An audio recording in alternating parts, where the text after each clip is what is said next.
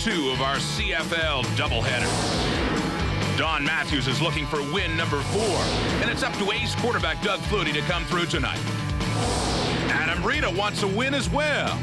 His ace in the hole is Lions QB Damon Allen, and he's the CFL's leading passer. It's the top 2 quarterbacks in the CFL looking to go 4-1 next.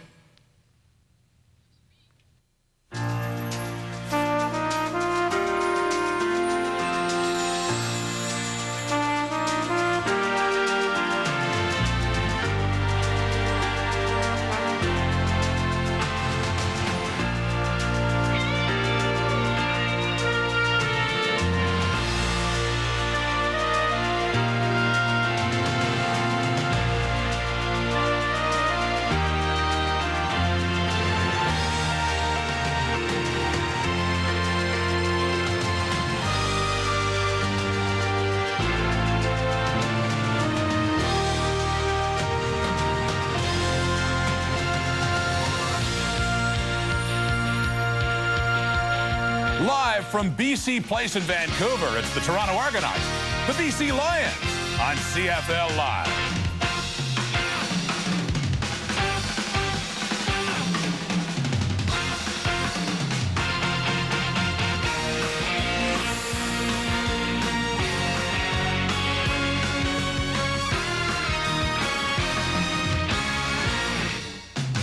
And yes, of course, we're live and interactive here at TSN, so if you like, get on the net. You can play QB1 throughout this game.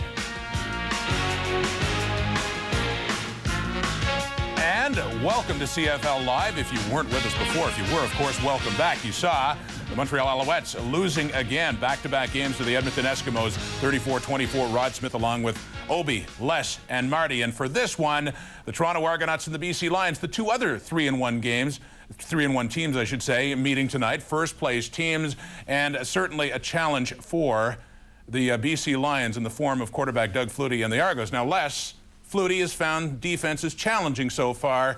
Do you suppose by now he sees what is happening and will find some way to exploit it? Yeah, I think what I'll be watching for in this game is to see the answer that Doug Flutie comes up to with this 3-man rush and everybody else dropping back into the zone. See, Doug has problems with reading the zones like that because he wants to get things off pretty quick and he wants to dump things off to his running backs. But I think they'll find an answer tonight because I think every team in the CFL will probably do that type of defense to him because it's so, confusing. Well, Obi, people have said you want to stop Flutie and, keep your other offense on the field. Absolutely. That's the task for Damon Allen, but last week against Winnipeg, they really had only one weapon, although he worked Alfred Jackson to perfection. I think for BC to win tonight, a key thing is going to be is that Damon Allen and the BC Lions offense has to wake up and keep control of the football, and the best way to make Doug ineffective is to keep the Toronto offense off the field. You know what, Bob, right now, going into this week, Damon Allen is ranked higher in passing efficiency than Doug Flutie. I know he's always been a little bit envious of Doug Flutie, too, with all the fanfare that Who Doug hasn't? Exactly. There's no question about it. But I think he's going to be psyched up for this game. Well, for all the talk about Doug Flutie and the Argo offense and Damon Allen and the BC offense, there are a couple of other players, one per team, that can light it up about as well as anybody in the CFL. Let's head out now to Vancouver and join Gord Miller and Glenn Suter. Hey, I got a riddle for you. Okay. What's just over 10 feet tall and a threat every time on special teams? I don't know. Mike Clemens on Al Shipman's shoulders. 2 little guys who play a big role for the Toronto Argonauts and the BC Lions. Mike Clemens is the league's #1 kick returner on punts. Al Shipman is second. Shipman is the league's #1 kickoff returner. Clemens is second. And they do even more than that, Glenn. They certainly do. There'd be more yards on those totals if it hadn't been for penalties against both guys. Last week, Mike Clemens lost over 100 yards, and the BC Lions are the most penalized team in the league, so Al Shipman's lost some yards as well. But you know what I like about both of them is that every time they touch the football, the crowds hold their breath and are on the edge of their seat because they can break it at any time. They're exciting players to watch. And once the offenses get the ball as well, there's lots to watch too. Damon Allen, the #1 ranked quarterback in the league. Doug Flutie is #2. Rod? Thank you, Gord. Well, I was looking for a loony, actually, for, for Marty York. Not so much I'm suggesting you're a loony, but suggesting that maybe that's all I need now to do my Marty York pick, because after the great start you had, pal, you're down to 500. And I really appreciate you mentioning it. I'm going to try not to go below the Mendoza line now, though. I'll do my best. Las Vegas is favoring the Argos by 5.5 points in this one. I'm going with the underdog. The Lions are 3-1 on this season, but they're also 4-0 against the spread. Remember, they're a strong play. The Lions beat the Argos at BC Place last season when the Lions weren't as efficient as they are now, and when the Argos were playing better football than they are now. So take the Argos. They've been out of sync. Sorry, take the Lions because the Argos have been out of sync. What the heck? I just don't think the Argos. I really don't think the Argos are capable of taming the Lions. Now you're starting to feel the pressure. I don't like losing. The same kind of pressure that maybe Don Southern's feeling in Hamilton. Now you're feeling it because now you're the only difference is his job's on the line. I'm here. How do you know your job's not on? I'm just kidding. I can't believe you're wearing that blue jacket and you're picking the Lions. Jacket has nothing to do with the team. I'm totally objective. Is that to suggest, Obi, because you're wearing blue, you're going with? I didn't know Marty was going to wear blue. I'm just happened. Well, among the interested viewers, Bob Abilovich, who coached both teams, BC Lions and the Toronto Argonauts, who meet tonight at BC Place in Vancouver. One of them will go to 4-1 and 4-1 and join Edmonton as the top team in the CFL. CFL Live continues right after this.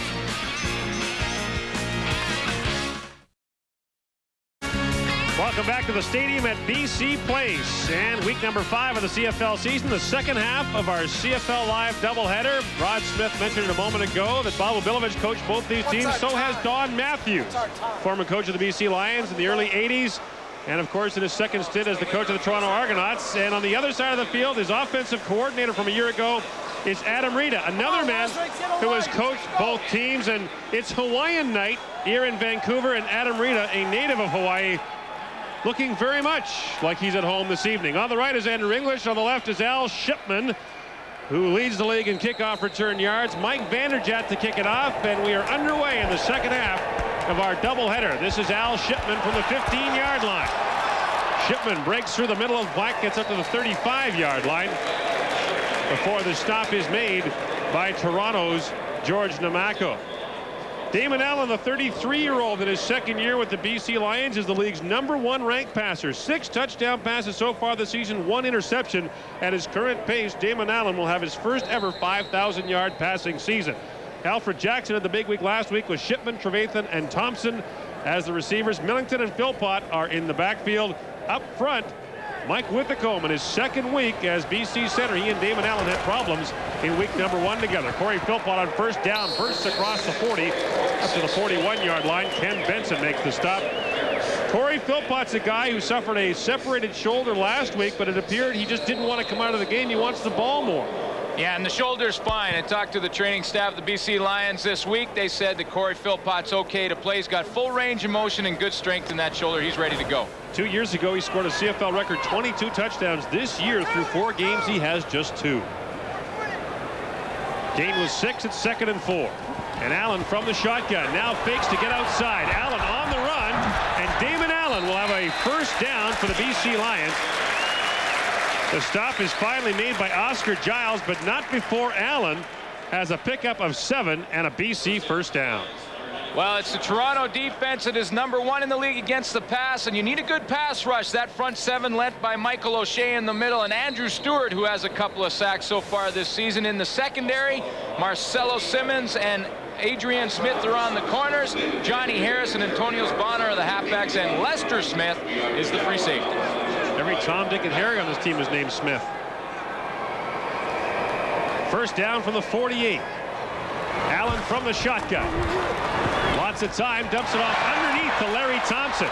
Thompson has his first catch, but doesn't get much. Johnny Harris able to limit the gain to 3 yards and spreading the ball around. The problem for Damon Allen, you know, you take a look at what happened with Alfred Jackson last week. He had 6 catches for 266 yards. All the other BC receivers had only 11 catches for 98. Yeah, and it was interesting what Adam Rita said about Larry Thompson at the press conference. He said that Larry has finally understood how to be part of a team, and he's being more patient. Because Adam Rita has told Larry Thompson, you will have your day in this offense. Hasn't happened so far, but you will. Corey Philpott's lined up at wide receiver. Damon Allen looking over there, but he is tripped up on a great defensive play by Ken Benson, who appeared to just get a hand on him. And that will send the BC offense to the sidelines. Well, Ken Benson is in charge of just pressure rushing. That means if Sean Millington, number 25 in the middle of the screen there, doesn't go out in a pass pattern, he can come. when Sean Millington decides to block, Damon Allen takes off. Ken Benson has a chance to trip him up. Lou Pasagna, the league's busiest punter at age 43, is back to kick for the first time tonight. Mike Clemens back deep to receive.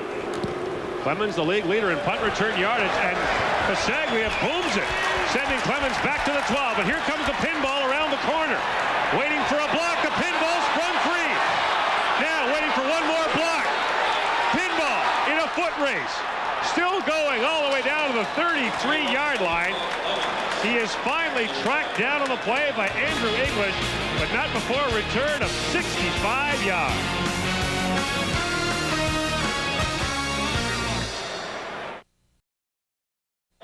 Third all-time on the CFL's punt return yardage list. Mike Clemens busts another one for 65.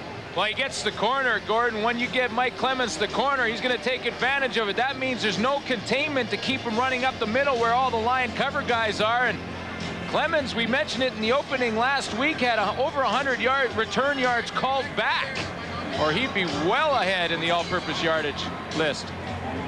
And now this Toronto offense gets a short field, starting 1st and 10 from the 33-yard line for Doug Flutie, the 5-time CFL MVP, second to Damon Allen on the league's passing list. 8 touchdown passes, 3 interceptions. He threw 4 touchdown passes in week number 1 against the Winnipeg Blue Bombers. A short field for Toronto, and that's often a dangerous proposition for the defense. And Flutie will open in the shotgun. On first down, here comes the rush. Flutie gets it away to the pinball. And Clemens gets down to the 29-yard line, a pickup of 4. But a good job there by Eddie Thomas to limit the gain to 4. Well, this Toronto offense includes Dwayne Dimitrissian and Paul Mazzotti at wide receiver. Mike Saunders and Daryl Mitchell inside. Clemens and Drummond join Flutie in the backfield. And the offensive line has one change. Roosevelt Patterson takes over at left tackle. That's a late change for the Toronto Argonauts. Second down. Flutie gives it off to the pinball, and Clemens is stopped short on the draw play. Good work by the BC front 4 to get in there. Virgil Robertson to help make the stop, along with Maurice Kelly, and Toronto will have to try a field goal. Brooks Finley has had to replace B.J. Gallows, who's moved back to the linebacker spot, and number 97 folds underneath and makes a pretty good tackle on pinball on that play. Now Mike Vanderjagt will come on to try the field goal. The attempt will come from 34 yards out. Vanderjagt has missed 4 field goals this year, 3 of them, though, from outside the 50. He's been very good inside the 40. This from the 34. Vanderjagt missed it to the left. So the Argos squander the great pinball punt return and get just 1 as the BC defense weathers an early storm, and the Argos take a 1-0 lead. Don Matthews knows Mike Vanderjagt is going to be the only guy on the sideline, because that was a kick he should have made, especially to take advantage of some early momentum for the Argos after the pinball return. But teams have had success against Doug Flutie the last couple of weeks, and now Don Matthews has to look to other guys, and Pinball Clemens provided the spark. Vanderjagt just didn't capitalize. And relieved on the other side is Adam Rita, who before this game was presented with his Toronto Argonaut Grey Cup ring. His second Argo Grey Cup ring. He won his first as their head coach in 1991. So the Argos team president, Bob Nicholson, gave them to Rita, Charlie Carpenter, the offensive line coach, and Don Wilson. Now Damon Allen up and throwing, looking for Mike Trevathan. That pass closer to Don Matthews than it was to Trevathan. It falls incomplete, and Allen has a smile on his face, but Damon Allen is really off to some kind of start, and last year was dynamite against Toronto. Coming off a great week last week, he was 17 of 28 for 2 touchdowns. Last year, in the game here against Toronto, 18 of 28 for 3 touchdowns. And you know what surprised me talking to Damon Allen yesterday was the fact that he said, I love this spread offense. It's my kind of offense. I'll get back to it in a minute, but I always thought he was a 2-back offense kind of guy. Second down now. Allen throws underneath for Larry Thompson, waiting for the blocking to get set up, but Thompson running side to side is tripped up by Demetrius Maxey, and once again BC well short of a first down. Just to get back to that point on Damon Allen, He's going to the spread offense, he says, and it's my favorite offense. This is what I like. You know, when he had his best year was in Ottawa, when he had over 4,000 yards passing, and during that year, he always had two backs. All his years in Edmonton, he had two backs behind him in the two-back offense, and now he says, you know, I've always liked the spread, and that's why I like working with Adam Rita. Lou Pasaglia booms another one to the pinball. Clemens from the 30-yard line. Here he comes again. Out across the 40 to the 43 before he's finally tripped up. Just underway in the second half of our doubleheader. The Argos lead it 1-0.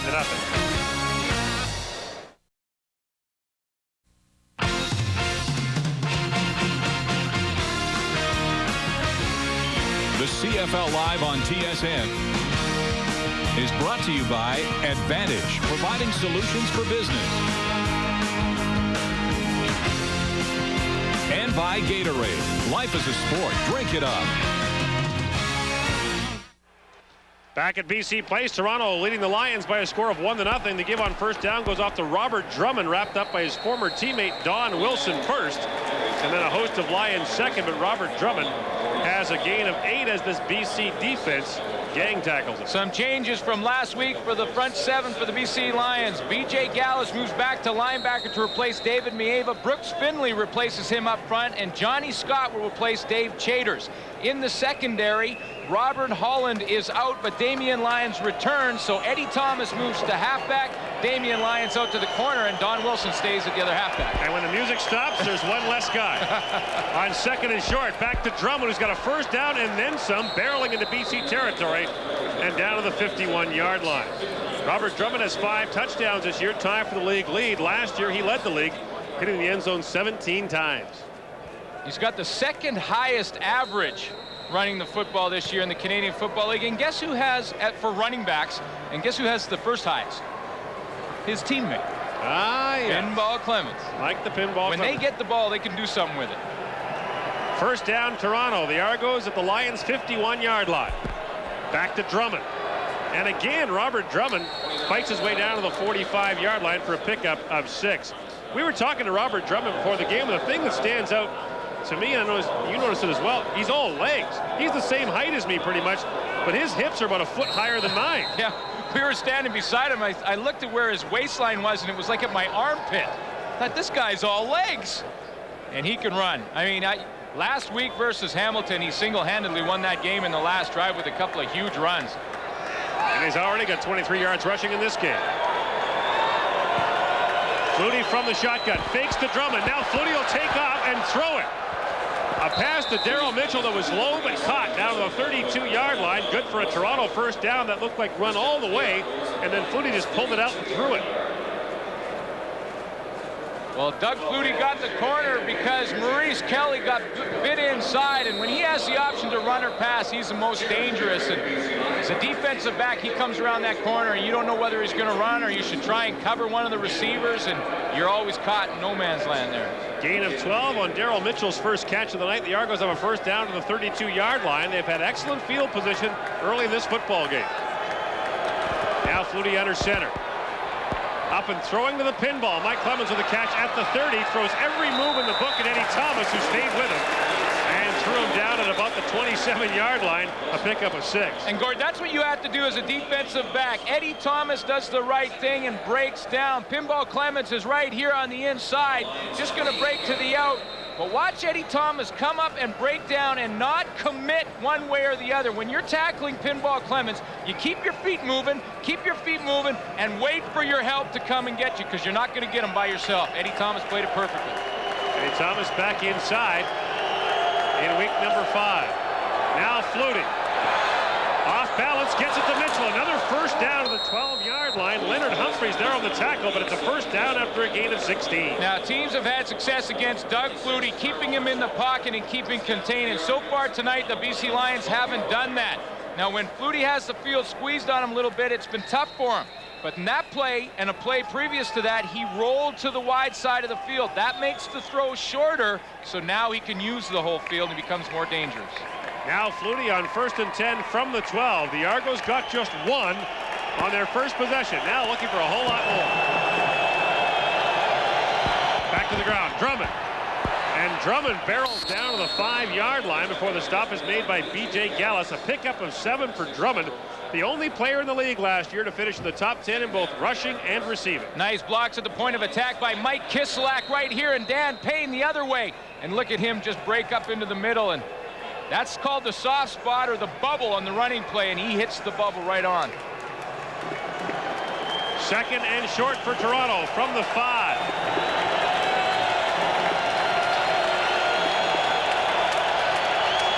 Flutie from the shotgun to the end zone. Mazzotti incomplete. He was being covered closely there by Damian Lyons, and it'll be 3rd down, and the field goal unit will once again come out for Toronto. Or will it? Well, Damian Lyons is pretty crafty, and he'll sit off the ball and just read the quarterback's hips and then break. But this is a ball that Paul Mazzotti usually comes up with and has many times in his career. Don Matthews thought about going for it for a moment. It's 3rd and 3 down there, but now decides to send Vanderjagt and the field goal unit out to try the field goal. Vanderjagt's field goal is 13 yards. He missed from 34 yards earlier, and after being perfect in the first game, Vanderjagt has now struggled.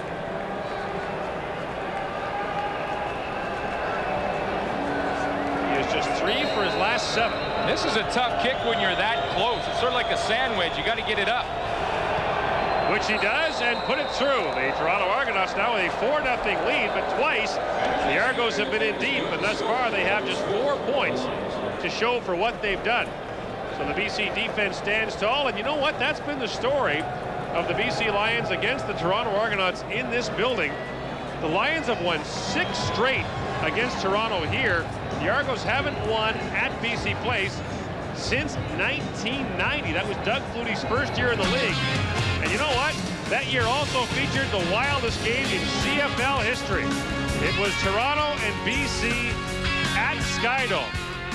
Look at Doug Flutie at number 22 for the BC Lions in his first year. Jay Christensen. Jay Christensen with a touchdown catch in the end zone. But on the other side, it was Matt Dunnigan and Ricky Foggy. And Foggy came on for Dunnigan. The quarterback draw, final score 68-43 Toronto. It was the highest scoring game in Canadian Football League history. Flutie told me before the game all he remembers was that they were down by about 40 late in the game, and the Argos, after this touchdown, actually went for 2 to try to get 70. That's amazing, you know, and then that was the year that Doug Flutie had over 6,000 yards passing. I mean, 6,000 yards. Here's Shipman on the kickoff return. Look out, he needs a block. Shipman out to midfield before he's finally stopped by Michael O'Shea. A kickoff return of 46 yards. So the league's leading punt returner, Mike Clemens, does his thing. And now the league leading kickoff returner, Al Shipman, does his. And a lot of people here in Vancouver are starting to talk like Al Shipman, like he's the next Pinball Clemens. He's young, he's 21 years old, he's got tremendous quickness.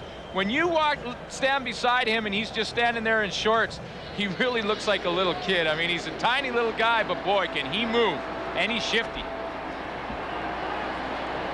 He gets down to the Toronto 54-yard line.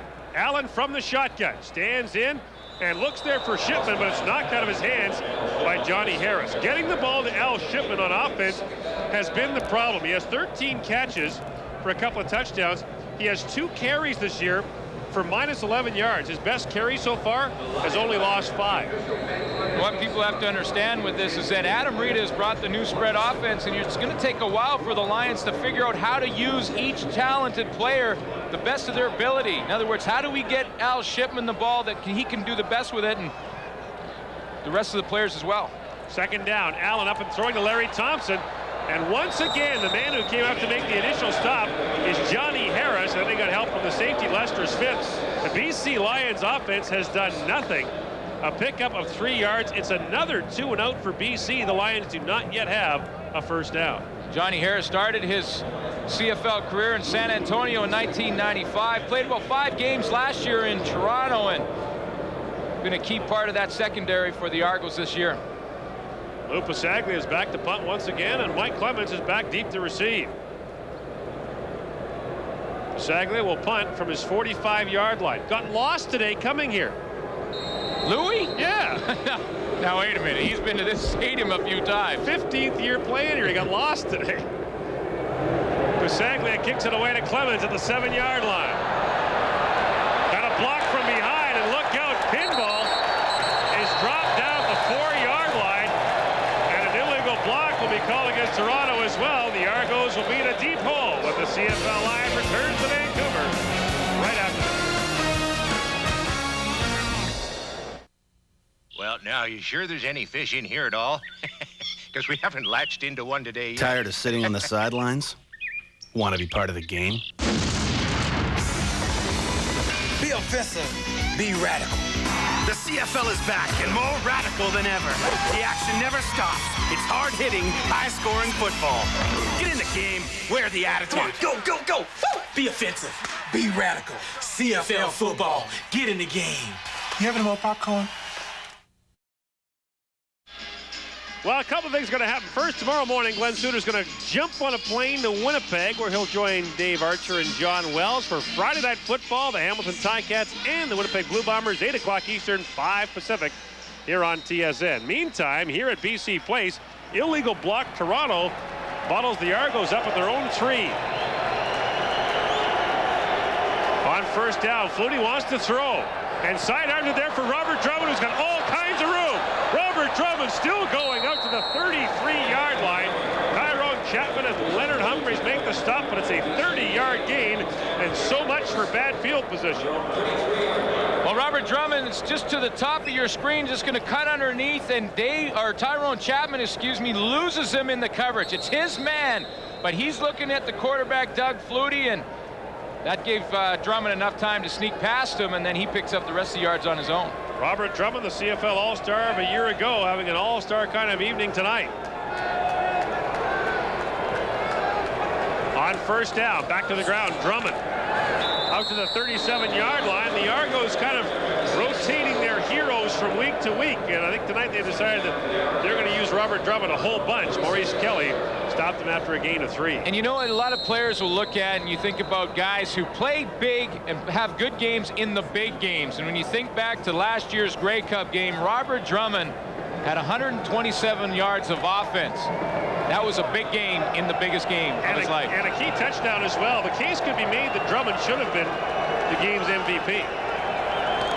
Flutie from the shotgun. Flags come down. Flutie sidearms it for Mazzotti. Damian Lyons and Eddie Thomas got their hands in there. A flag came down as soon as the ball was snapped.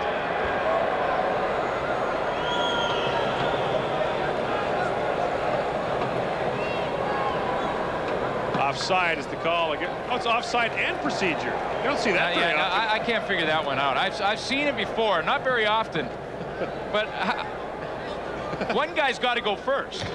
Offside. 96, legal procedure. Toronto, number 88. Second down, repeat it. Never happened. It never happened. Second down over again.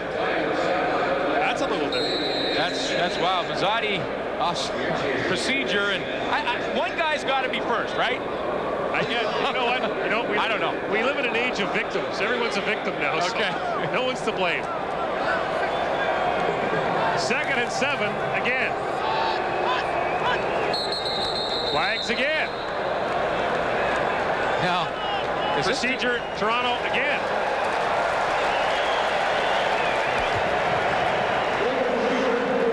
Number 58. Still second down. Chris Giaskis, the right tackle, moved. So that'll be 2nd and 12. Well, Chris Giaskis has always been a guard throughout his career in Saskatchewan and even last year in Toronto, but he's moved out to the tackle position. When you're out there, you're on an island, and Virgil Robertson is the guy he's got to try and block in this game, or Brooks Finley. So Chris Giaskis trying to get a jump on the ball there. Here comes the blitz. Flutie looking over the top for Mike Saunders. And did he make the catch? No. Saunders almost braced that against his helmet to make the catch, but the ball bounced out. It's incomplete. Toronto will punt. Well, very nearly a circus catch for Saunders. Frank Pimiskern is covering him and is in the hip pocket, so Flutie throws it where it can only be caught by Saunders, and he almost pulled that down with one hand. Mike Saunders, a running back throughout his career, who's been converted to slot, made his debut last week against Hamilton, got 1 pass for 23 yards. Mike Vanderjagt, second in the league in punting yardage and working in the great indoors, drives a low punch shot to Al Shipman at the 25. This is returnable. Shipman beat the first guy, beat the second guy, gets around the corner. Here he goes, Al Shipman. He's got the kicker to beat. And Vanderjagt brings him down to the 28-yard line, or Al Shipman was gone. It's a 57-yard return of a 54-yard punt, but the key, Glenn, was a low-line drive from Vanderjagt. It's returnable because it gives Al Shipman the opportunity to let his block set up and to see the field. The ball is low. Now he breaks to the outside, and after this, breaking the first tackle right there, that's just straight out speed. You don't draw it up, you don't coach it, you just hand him the ball and let him do it, and Al Shipman, one of the best. Now the Lions with great field position. First down at the Toronto 29-yard line.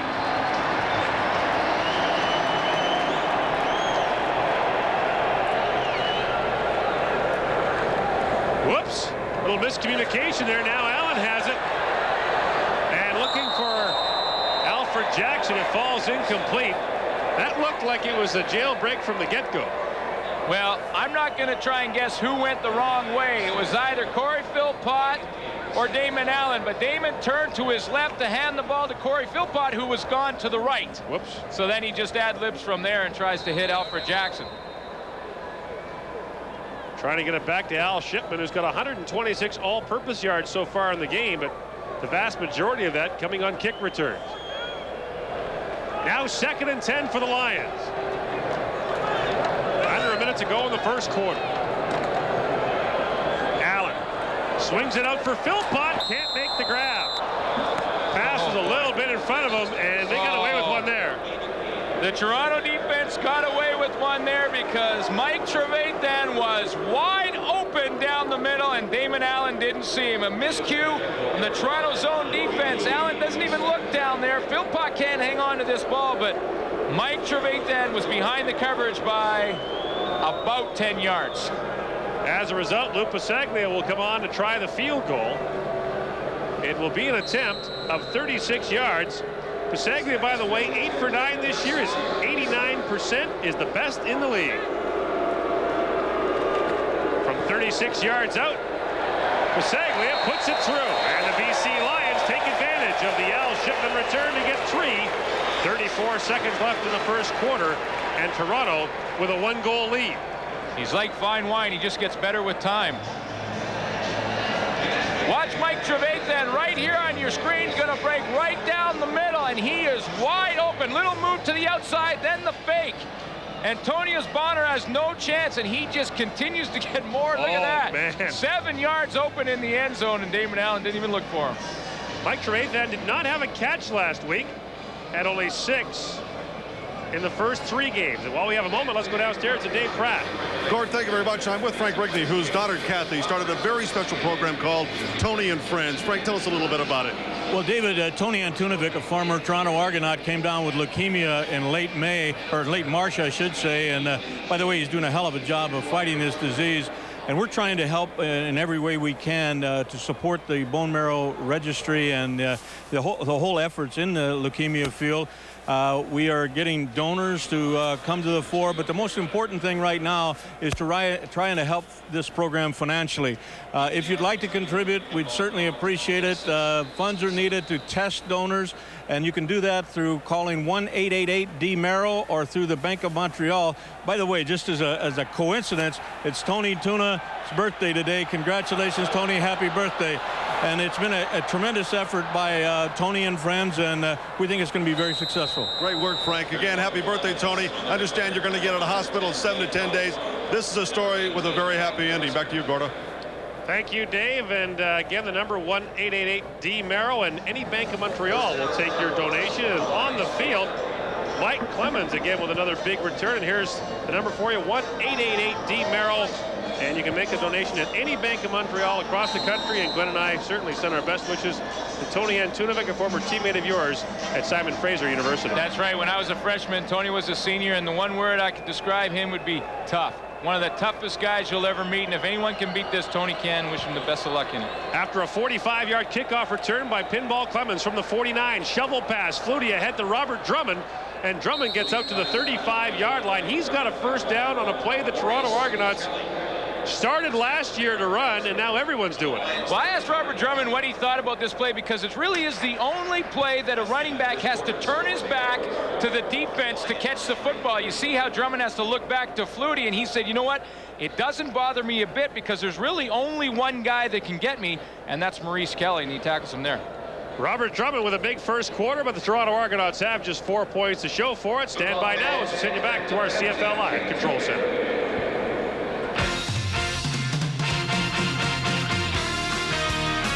CFL Live at the Quarter is brought to you by Midas for new, longer-lasting carbon metallic brake pads. Welcome back to our CFL Live Control Center. Rod Smith along with Obi, Les, and Marty. And in this one, Gordon Glenn talked about it before the game, about the two exciting players that could really adding a lot of spark to this one, and they have been so far. Mike Pinball Clemens and, of course, Al Shipman. Big return to set up some points. Les, you were wondering, though, how would Doug Flutie maybe start to exploit these defenses? He's at least found a bit of a way here with Robert Drummond. I think that's it. The only thing they have to do is use Robert Drummond. They've used Robert Drummond on the run. They've used Robert Drummond on the pass. And now they use him on the shuffle pass as well. Robert Drummond is, I hope he's in shape, because he's having a heck of a game. And if they're planning on using him like this, he'll have a big game. I think Doug alluded to it last week when we talked to him after the Hamilton game, that he has to go to his backs now because the way people are playing their coverages. And really looking at their receiving core, I honestly feel like Mike Saunders is a heck of a running back, but I don't think they have a true slot back or another receiver in there, and that hampers their offense as well. And speaking of a true slot back or inside receiver, Mike Trevathan, what's happened to him? I mean, they're not getting him the ball. I don't understand what's happening with the BC offense in general tonight so far, but Trevathan, got to get him the ball. I'm not giving up on BC yet, but I'm just saying he's a good player. He was wide open on the one play that Glenn Suter pointed out, and you know, on that particular formation, you would have thought that Damon would have been looking for Mike, because that's the matchup they want on that set. I played with Mike, and I know that this is one of the toughest guys in the CFL at receiver, and plus he works hard every snap. They should be looking for him more often than what they are. But is there a concern here? We talked about it before with the BC Lions. We'll talk about that more at the half, the fact that they are going 2 and out an awful lot in that first quarter. It is BC just trailing by a point, however. Not much scoring, but a lot of big plays so far. Let's head back to BC Place now, guys. Thank you, Rod. It's another sweltering day in Vancouver, which means it's hot under the big top, and that's why they got the fans not only in the stands, but on the sidelines. The Argos open the second quarter, first down at the BC 35. Flutie sidearms it there, and he's got it for a moment to Norm Casola, but getting a hand in at the last second was Leonard Humphreys with a solid defensive play. Here are the first quarter numbers brought to you by Midas. BC managed just 1 first down and 17 net yards. And we talked about Mike Clemens and Al Shipman before the game. 246 return yards, and yes, time of possession a problem for BC. Yeah, and when you talk about how to stop Doug Flutie, you keep that time of possession on your side, you have a chance, because that means Flutie's on the sideline, and so far in the first quarter he wasn't. Flutie has never thrown a touchdown pass wearing a baseball hat. No. 2nd and 10. Flutie's on the run. Look out. Being chased back by Joe Fleming. Flutie gets it away, looking there to Mike Clemens, but he hit the first down marker with it. Crowd calling for intentional grounding, but you know, Joe Fleming grew up in Boston and said he grew up dreaming of sacking Doug Flutie. And he has 4 sacks so far this season. Pretty good job by the whole front four to keep Flutie penned in. But this is heads up and why Flutie's one of the best. Throws that ball away. Had he been tackled there and taken the loss, the Toronto Argonauts are at a field goal range. Now they have a chance for at least 3. And Joe Fleming, a guy who is among the league leaders. Melvin Hunter of Edmonton entered this week with 5 sacks and added to his total tonight. Joe Fleming right there. And now Mike Vanderjagt is 1 for 2. Will try one from 43 yards out. Vanderjagt puts it up and puts it through. So the Argos have 7, but it's taken them 3 possessions to do it. 2 threes and a 1. And it is now 7-3 Toronto. And if you're the BC Lions right now, you think that you have a little bit of the momentum because the pinball Clemens returns has given Toronto some pretty good field position, but the score doesn't show it. So Adam Rita can feel pretty comfortable and tell his team, listen, it's only 7-3 and they've been playing on half the field. How much longer does Adam Rita have to wear that shirt before he wins the bet? I think he got a bowl of soup with it. Oh my goodness. Yeah, Wayne Drinkwalter pretty excited about the shirt. Gives us the big yawn in the foreground. We talked about the head-to-head. BC hammered Toronto 35-11 here last year. And then Toronto won the return game at Skydome 25-21. The 35-11 loss was Toronto's worst of 1996. Doug Flutie had 199 yards passing, and Toronto managed just 10 first downs in that game. Interesting to note that the Toronto Argonauts lost to 3 teams last year: Hamilton, BC, and Calgary. They're playing those teams in consecutive weeks right now. Hamilton last week, BC this week, Calgary next week. And there may be the best ambassador the Canadian Football League has ever seen. Well, he's the best argument for the landed Canadian rule. A lot of people think that if you've been with one team for 6 years, you should count as a Canadian. Mike Pinball is as Canadian as you or me. And I think it's a great rule because for a couple of reasons. One, it'll help with the ratio a little bit for some coaches and injury problems. And also, it keeps people that are living in Oklahoma or wherever they are on the roster. Al Shipman takes that rolling kick from Mike Vanderjagt. Trying to get around the corner. He's bottled up and turned back inside. Adrian Smith with a good job to do that. Dwayne Dimitricia makes the stop, but Al Shipman loses 3 yards on the return. Well, Damon Allen came here to BC last year, and talking to owner David Braley before the game, Braley mentioned very quietly the Lions have signed him to a new contract, and they're hoping to bottle up his services for the rest of his career and beyond. They'd like him to be part of this organization. And Damon Allen is comfortable in Vancouver. He's talking about maybe buying a house in Vancouver. He likes to play here. So if David Braley has his way, number 9 will wear the BC Lions jersey until he retires. Now the Lions start from their own 15-yard line. First down, they give it up to Corey Philpott, who fights his way out to about the 20-yard line. Stop is made there by Reggie Gibbons as Doug Flutie looks on, and Corey Philpott goes back to work. Corey Philpott has just 255 yards in total offense coming into this game. That's through 4 weeks of the season, and that's really down for him. Well, you know, when he's had his 1,000-yard years, he's averaged 14 rushes per game. And now you see he's way down in that. He's averaging about 9, so that makes a difference. Second down, Allen to Trevathan, and Trevathan fights his way up to about the 25-yard line. That will leave him a yard short of a first down, and now BC has a decision to make. What will Adam Rita do? It's a yard to get, and we'll get a measurement. And gambling on third down has been an issue for BC this year. And Toronto's pretty good. They've had a couple of stops. You know what? It might not matter. I think he got the gravy spot. He did. And it's a first down. He got the right-footed spot. See, the left-footed spot is a yard short. The right-footed spot, he's got the first down. You know, Adam's going to look at the tape of this game from TSN. What was I thinking with the shirt? What was I crazy? Well, it's Hawaiian night. Well, he is Hawaiian. He's the only guy in the building who has an excuse to wear a shirt like that. That's right. Everyone else looks ridiculous. You know, and he's going to be on you because you bugged him about his hat in Edmonton. Now you're all over him about his shirt. He had the bad hat. Yeah, he's going to get on you. On first down, they give it off to Corey Philpott, who's bottled up quickly. Mike O'Shea in there to help make the stop. You know, one of the things about Corey Philpott in the running game for the BC Lions, Gord, this year has been that when he lines up in the backfield, teams around the league know that they're going to run the football. And Damon Allen said they've been watching their own tendencies on tape and have realized that Corey Philpott lines up behind Damon Allen, they're turning around and handing it to him. So defenses can key on it, and that's one of the reasons that those numbers are down. It's because he's back there and defenses are keying on it. If he goes out to the wide receiver, obviously they're not running the football to him. Second down, Allen swings it out for Al Shipman. Long way to go for Shipman, who fights his way out to about the 35-yard line. This again will be a yard short of a first down. Now this is gamble territory. Now this is definitely going to be short. So what does Adam Rita do now? Sends the big people out and the punter. And I think that's just field position decision on Adam Rita's part, because when you're sitting around your own 35-yard line, 34-yard line and don't make it, That's an automatic at least 3 points for the opposition. So Adam Rita's thinking field position, and we'll punt this one away. Adam's wife, Jocelyn, is here tonight. Made the trip out from Toronto, where she's an Emmy Award-winning computer graphic designer. Did the opening for Monday Night Football a few years ago.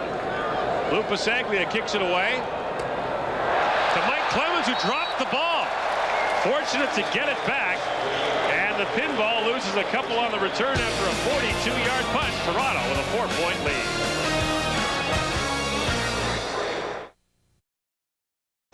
Paul Mazzotti, the Toronto Argonauts have a 7-3 lead. We asked him before the game why the Argo offense isn't in sync. Yeah, you can say that. You know, we've played the, I guess you could call the lesser teams so far. We've beaten Hamilton twice and Winnipeg once. We're just not in sync, especially on the short side. We've had the short side slot, been alternating since the beginning of the season. It's an important position. But the wide side of the field, we're spacing out pretty well now, and we're getting the hang of things there. And Mr. Mazzotti would like to point out, Glenn Suter, that he and Doug Flutie were not, underline not, arguing on the sidelines yes, last I week. heard from both of them. I mentioned that in the last game versus Hamilton, and they corrected me. As they are wont to do. On first down, Flutie under pressure from Johnny Scott. Now sidearms it there and incomplete. He was looking for Daryl Mitchell, but the pass falls incomplete. You heard Paul Mazzotti talk about the slot back position. Toronto opened with Daryl Mitchell and Feldman Malvo at slot. Now Mike Saunders and Daryl Mitchell in there. Feldman Malvo, released this week by the Argonauts, was signed by the Washington Redskins. Don Matthews says, well, maybe they know something I don't. Well, Feldman Malvo has great talent and he's a great athlete, but just wasn't working out in this offense for Doug Flutie and the way that teams were playing Flutie. So that's why Matthews made the switch. 4 of Flutie's last 5 passes have fallen incomplete. Second down. Flutie underneath for Saunders. Oh, great open field tackle by Don Wilson.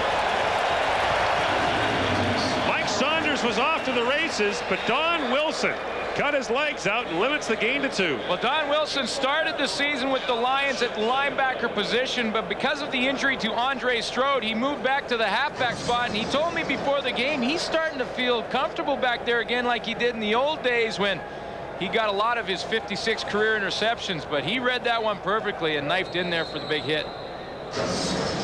Mike Vanderjagt back to punt, and Al Shipman, the lone man, back to receive at his own 30-yard line. Vanderjagt with a tumbling kick. Bounces to Shipman right at the 30-yard line. And Shipman forced out of bounds immediately.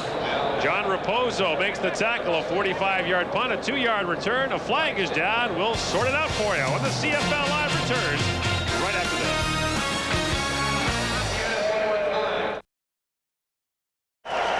11-year veteran Don Wilson turns in another big defensive play for the BC Lions, and tell you what, he gets better with age. Another guy like that. Yeah, he just reads this one perfect. He sees Doug Flutie throw it, then just knifes up there and cuts down Mike Saunders. Don Wilson's had an amazing career. Think about it. Wins the Grey Cup with the Argos in '87, goes to Toronto, wins the Grey Cup, goes back to Edmonton, wins the Grey Cup, goes back to Toronto, wins the Grey Cup. Not bad. BC's happy to have him then, if that's the trend. That thing kind of follows him around. Illegal block was the call against BC, pushing the Lions back to the 20. Now Sean Millington with his first catch of the game. And he is tripped up immediately. Kelly Wiltshire made the stop, the nickelback in for Toronto, and limits the gain by Millington to 5. And Sean Millington is a fullback. The problem is BC doesn't have a fullback. Adam Rita doesn't like the big guy in the offense, so he calls him a tailback. They can't keep track back there. Just terminology problem. In a spread offense, no such thing as a fullback. Tell that's what a guy who's 230. Second down and 5. Allen looking for room to run. He's got it.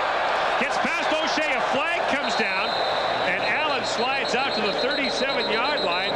Should be good for a first down after a gain of 13, but we'll see what the flag's all about. Well, the flag was right beside Mike Trevathan. It almost hit Mike Trevathan. And it's against the Toronto Argonauts. Ken Lazaruk is tonight's referee.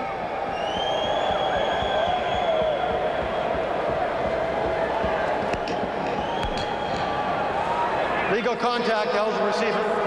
Toronto number 26, decline. First down, BC. Kelly Wiltshire is called for illegal contact. And Kelly Wiltshire was actually covering Mike Trevathan on the play and was mauling him down the field. Mike Trevathan is the inside receiver right here. Now watch as they go down the field and start fighting. There's the holding there.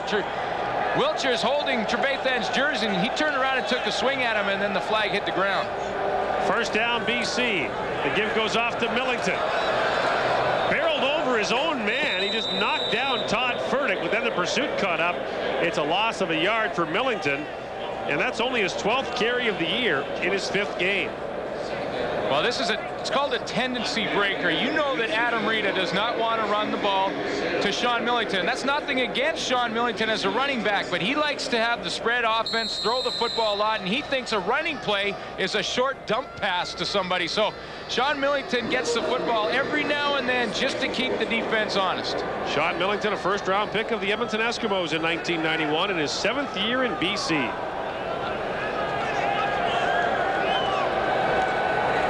From the shotgun on second down, brings the ball down, and now sidearms it out there for Larry Thompson. A first down out to midfield.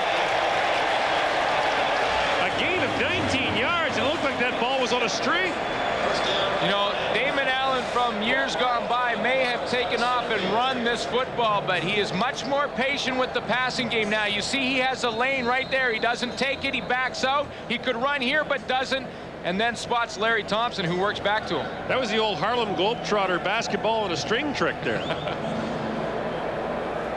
Lions just on the Toronto side of midfield. Allen from the shotgun. Quickly out for Al Shipman. Shipman with a first down as he steps out of bounds at the 44-yard line, a gain of 11.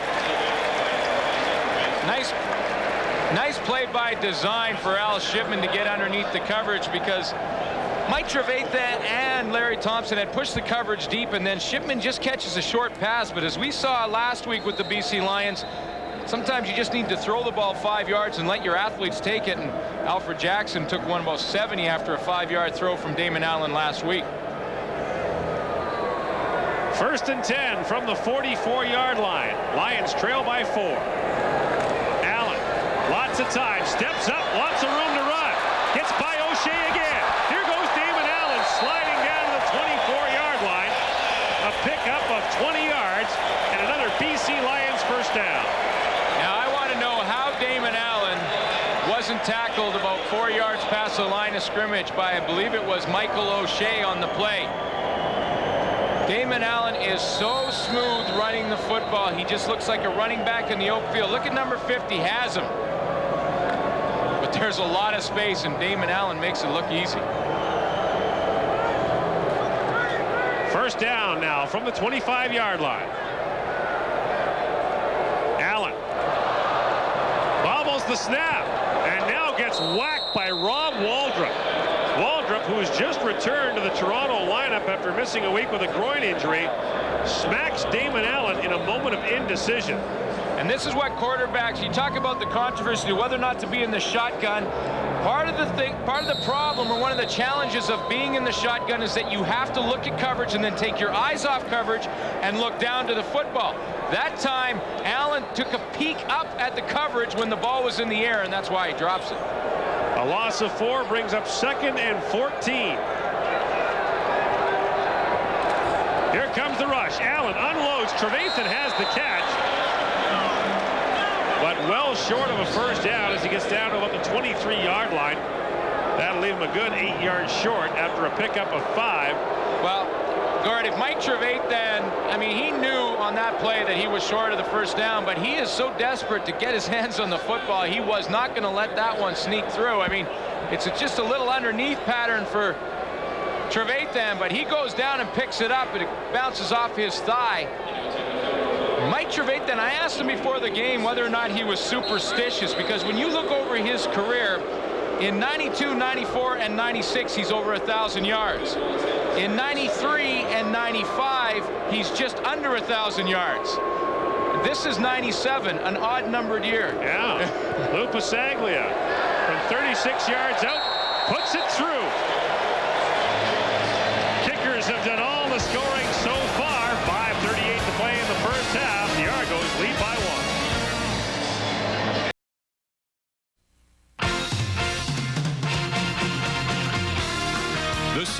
Live on TSN is brought to you in part by Midas for new, longer-lasting carbon metallic brake pads. Mike Pinball Clemens, the league's leading punt returner, is back to receive this kickoff from Julio Caravata. He and Al Shipman have done some damage tonight in all-purpose yards, and almost all of that is returning the football. And if Mike Clemens stays on this pace and all-purpose yardage, he'll have over 4,000 yards this season. Clemens from the 20-yard line on the kickoff return. Here he goes again. Mike Clemens reverses his tracks and still going. Gets by B.J. Gallus and is finally tripped up from behind as the stop is made by Brad Yamoka, and the pinball is hurt. A 63-yard kickoff return, but the pinball is down. When Brad Yamoka went down and dove for Pinball's legs, he went hard down on his knee, and I believe that's what he's holding, that right knee. We saw Greg Knox go out last week in Calgary with a torn Achilles, and the pinball in a great deal of pain. And what a return by the pinball, but we'll see what happened to him at the end. Well, he just finds a seam and takes off. He only needs a crack, and usually when you're trying to cover Pinball Clemens on a punt cover team, you're always trying to back up and get angles on him, and that's when he runs right by. And you see at the end of that play, Yamoka dives on him and rolls up on the back of his leg. I think it's the knee he grabs. Watch Pinball grab for the knee almost immediately. Yeah. Just under that knee, yeah. It's his right knee. No, checking the right ankle. That might be a bit of an inventory test, too. Brad Yamoka, the man who ran him down from behind, a first-year man out of UBC, a third-round pick last year by the BC Lions. So into the game for Toronto on offense will come Matt DeBuck, number 24. He replaces Pinball in many ways. He's only 5'7", like the Pinball. First-year guy out of Texas Tech. Now, Matt DeBuck was also injured in the first quarter of this game. Now, he has played since, but I believe it was an ankle for him as well. So running a little thin for Toronto in that position. Averaging 30 yards a return, and there's Matt DeBuck, first-round pick of the Toronto Argonauts out of Texas Tech, a native of Montreal. So DeBuck gets his chance to be part of this Toronto Argonaut offense as the pinball heads off the field. Well, if Doug Flutie stays with the same game plan, Matt DeBuck's going to see a lot of footballs. And the return gives Toronto great field position. First down from the BC 28-yard line.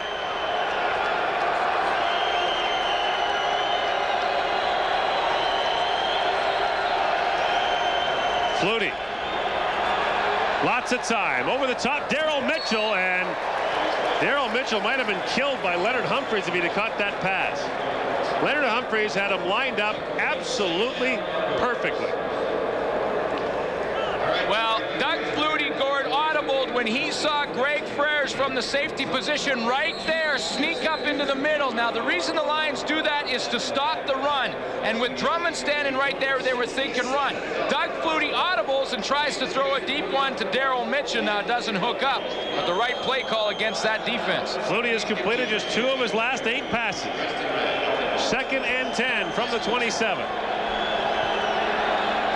Flutie has time, drops it off underneath for Drummond, waiting for the blocks to set up. Drummond gets across the 20 and down to about the 18-yard line.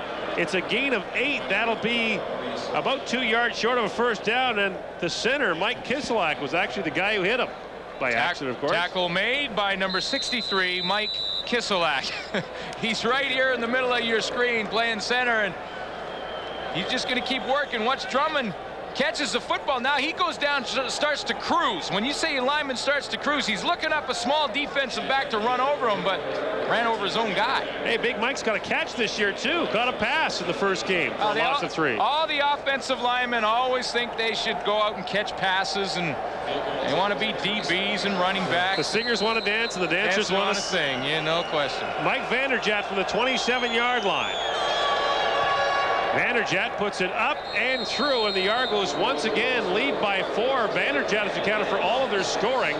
Toronto 10 and BC 6. The Argos have got to be thinking to themselves when they go into halftime, we're missing golden opportunities to put points on the board. I mean, they've been inside the 40 a few times because of Mike Pinball Clemens' return ability, and they haven't capitalized with touchdowns. There's the right ankle of Mike Clemens being checked out on the sideline. Pinball up, putting weight on it. I still remember a play he made a couple of years ago in Toronto on a fake punt, drilling a guy out of bounds to save the game for Toronto. I mean, this guy does everything. That was Terry Bacon. I remember the play, and Baker took off to run, and Pinball Clemens came up and just knocked him out of bounds, short by about a yard. And he was about 20 yards deeper than the play before it started, and hustled up there and made the big play. And here's how he got injured by Brad Yamoka as he rolls down on him. You see number 34 is coming on your screen now. He rolls down on that right leg, and the ankle got twisted underneath there. You know, if you had a choice between having a knee problem or an ankle problem, you always go for the ankle. Is one of the choices not having a problem? Well, no. If your only choices are knee or ankle, go with the ankle. Okay. The ankle will heal quicker and usually doesn't require surgery. I'll take that under advisement. Thank you for the advice. Al Shipman, the man on the right with Andrew English. And look at this. They bounce it right off the Lions, and the Argos get it back. It bounces right into the hands of Lester Smith. Gord, this is a design play by the special teams, and you saw Adam Reed sort of nodding his head. He said, that's a good one. He got me. A lot of times you'll put big offensive linemen up on that front line. This time it's Stephen Glenn right here in the middle of your screen. Now he's going to turn his head to look back and try and get his block. The ball bounces right off his knee to Lester Smith. That's a design play, and Mike Vanderjagt is trying to hit the lineman with the football. They did that on purpose. That's right, and I guarantee. No, they didn't. They were trying to dribble that. Don Matthews has told us at special teams in Saskatchewan to do that. From the 45-yard line, the Pinball's back in the game. Gets out to the 49-yard line, and Pinball looks to be okay. A pickup of 4 yards. Now, I think Mike Vanderjagt was trying to dribble that kickoff, and he accidentally hit a guy with it. You know what? Honest to goodness, I wouldn't make this up, Gord, but Don Matthews told in special teams meeting when he was in Regina, we're going to try and hit one of those guys and see if it can bounce back. Now, if he doesn't, it's a squib kick. I want to find out. Second down. Flutie pitches it underneath for Clemens, and the Pinball into BC territory at the 48-yard line. A new wrinkle from Toronto. This was an interesting looking play. Another new wrinkle from the Argos, because first of all, it's set up just like the shovel with Pinball coming under, but watch Drummond also go wide. Now Doug Flutie has the option to pitch it out to Drummond or underneath the Pinball, and Virgil Robertson is caught between both of them. The double blue with the double option. Mike Clemens is back down on the play, waving the trainers off, but we've hit the 3-minute warning at BC Place. Toronto with a 10-6 lead on BC.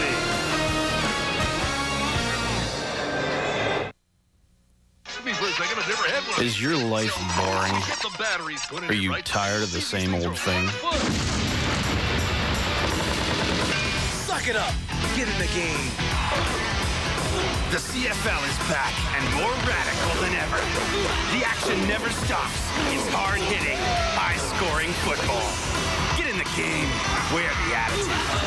Go, go, go, go, go. Hey, suck it up. CFL football. Get in the game. Hey, the Tour de France continues tomorrow at 7 p.m. Eastern, 4 p.m. Pacific, stage 18 as they're getting close to Paris. You know, watching that, I had to take a nap just watching it. Man. A lot of work. Argos have the ball first down at the BC 48-yard line. They swing it out to the Pinball again, whose miraculous healing powers strike again. B.J. Gallus makes the stop. A pickup of 4 for the Pinball. And you can see he is up and once again limping noticeably. Yeah, but the last time he was lying on the field, he waved off the training staff, because if they come out there, he has to sit out for 3 plays. I think he was just trying to catch his wind and slide down on the field for a moment. Now the Argos have it at the 44-yard line. 2.5 minutes to play in the first half. Toronto has not yet scored a touchdown. 3 Vanderjagt field goals and a single have given Toronto a 10-6 lead. Flutie, there's that double option again. Underneath it goes to Mike Saunders. And Saunders off and running through the middle of the BC defense down to the 21-yard line. Another big pickup for Toronto, 23 yards. And this play is really interesting, Glenn. Well, last time it was pinball. This time it's 32 Mike Saunders. Same play. He's the underneath option. You see Drummond 29, the pitch option. But remember, Mike Saunders was a running back in Saskatchewan. He knows what to do with it from the underneath position. Anna Stukas, the longtime coach who lives here in BC, must be laughing now. This is just the old single wing they're running now.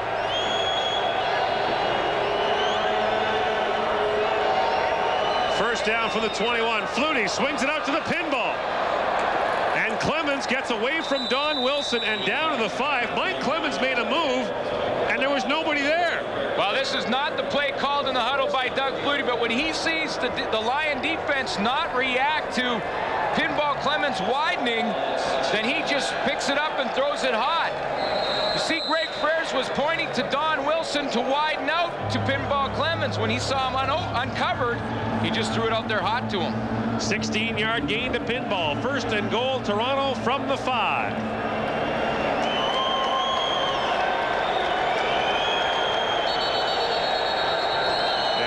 Play is called. What is the problem? Oh, a fan ran onto the field. So he will be removed, and they'll reset the 20-second clock.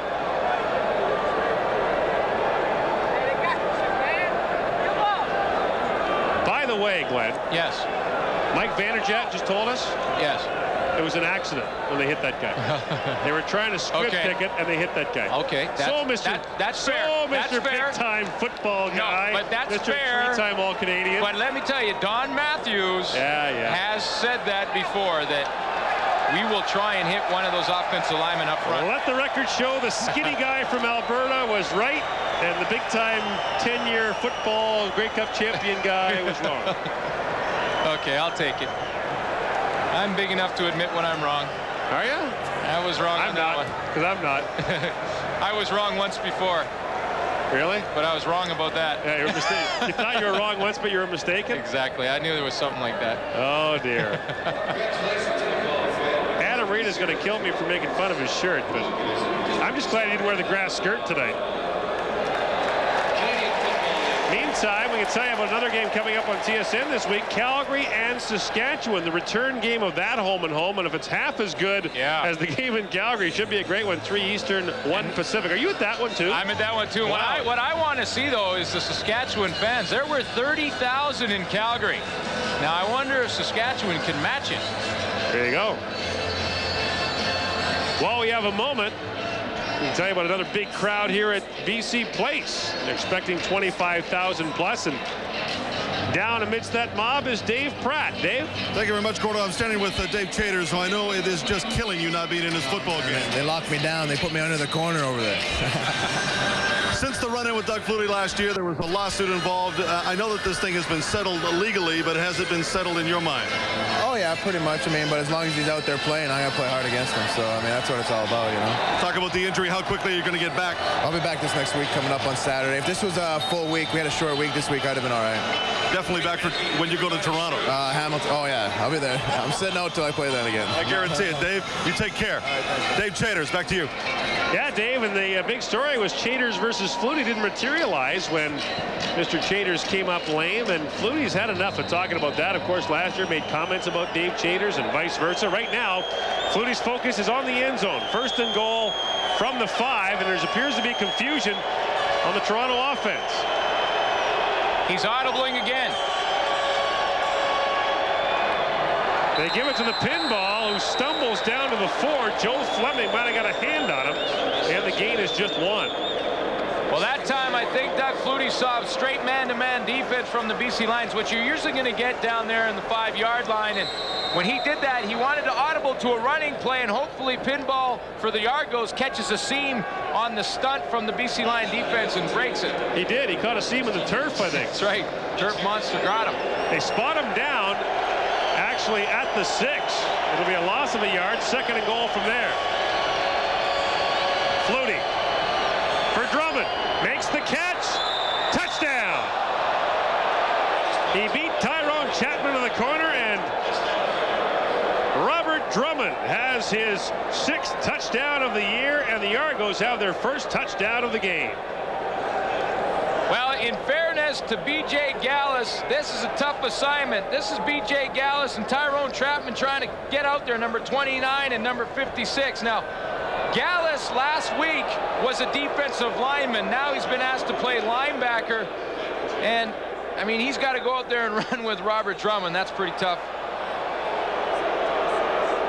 Mike Vanderjagt now for the point after to give the Argos an 11-point lead. 1:04 to go in the first half. Vanderjagt puts it through, and the Toronto Argonauts with their first touchdown of the game now lead it 17-6.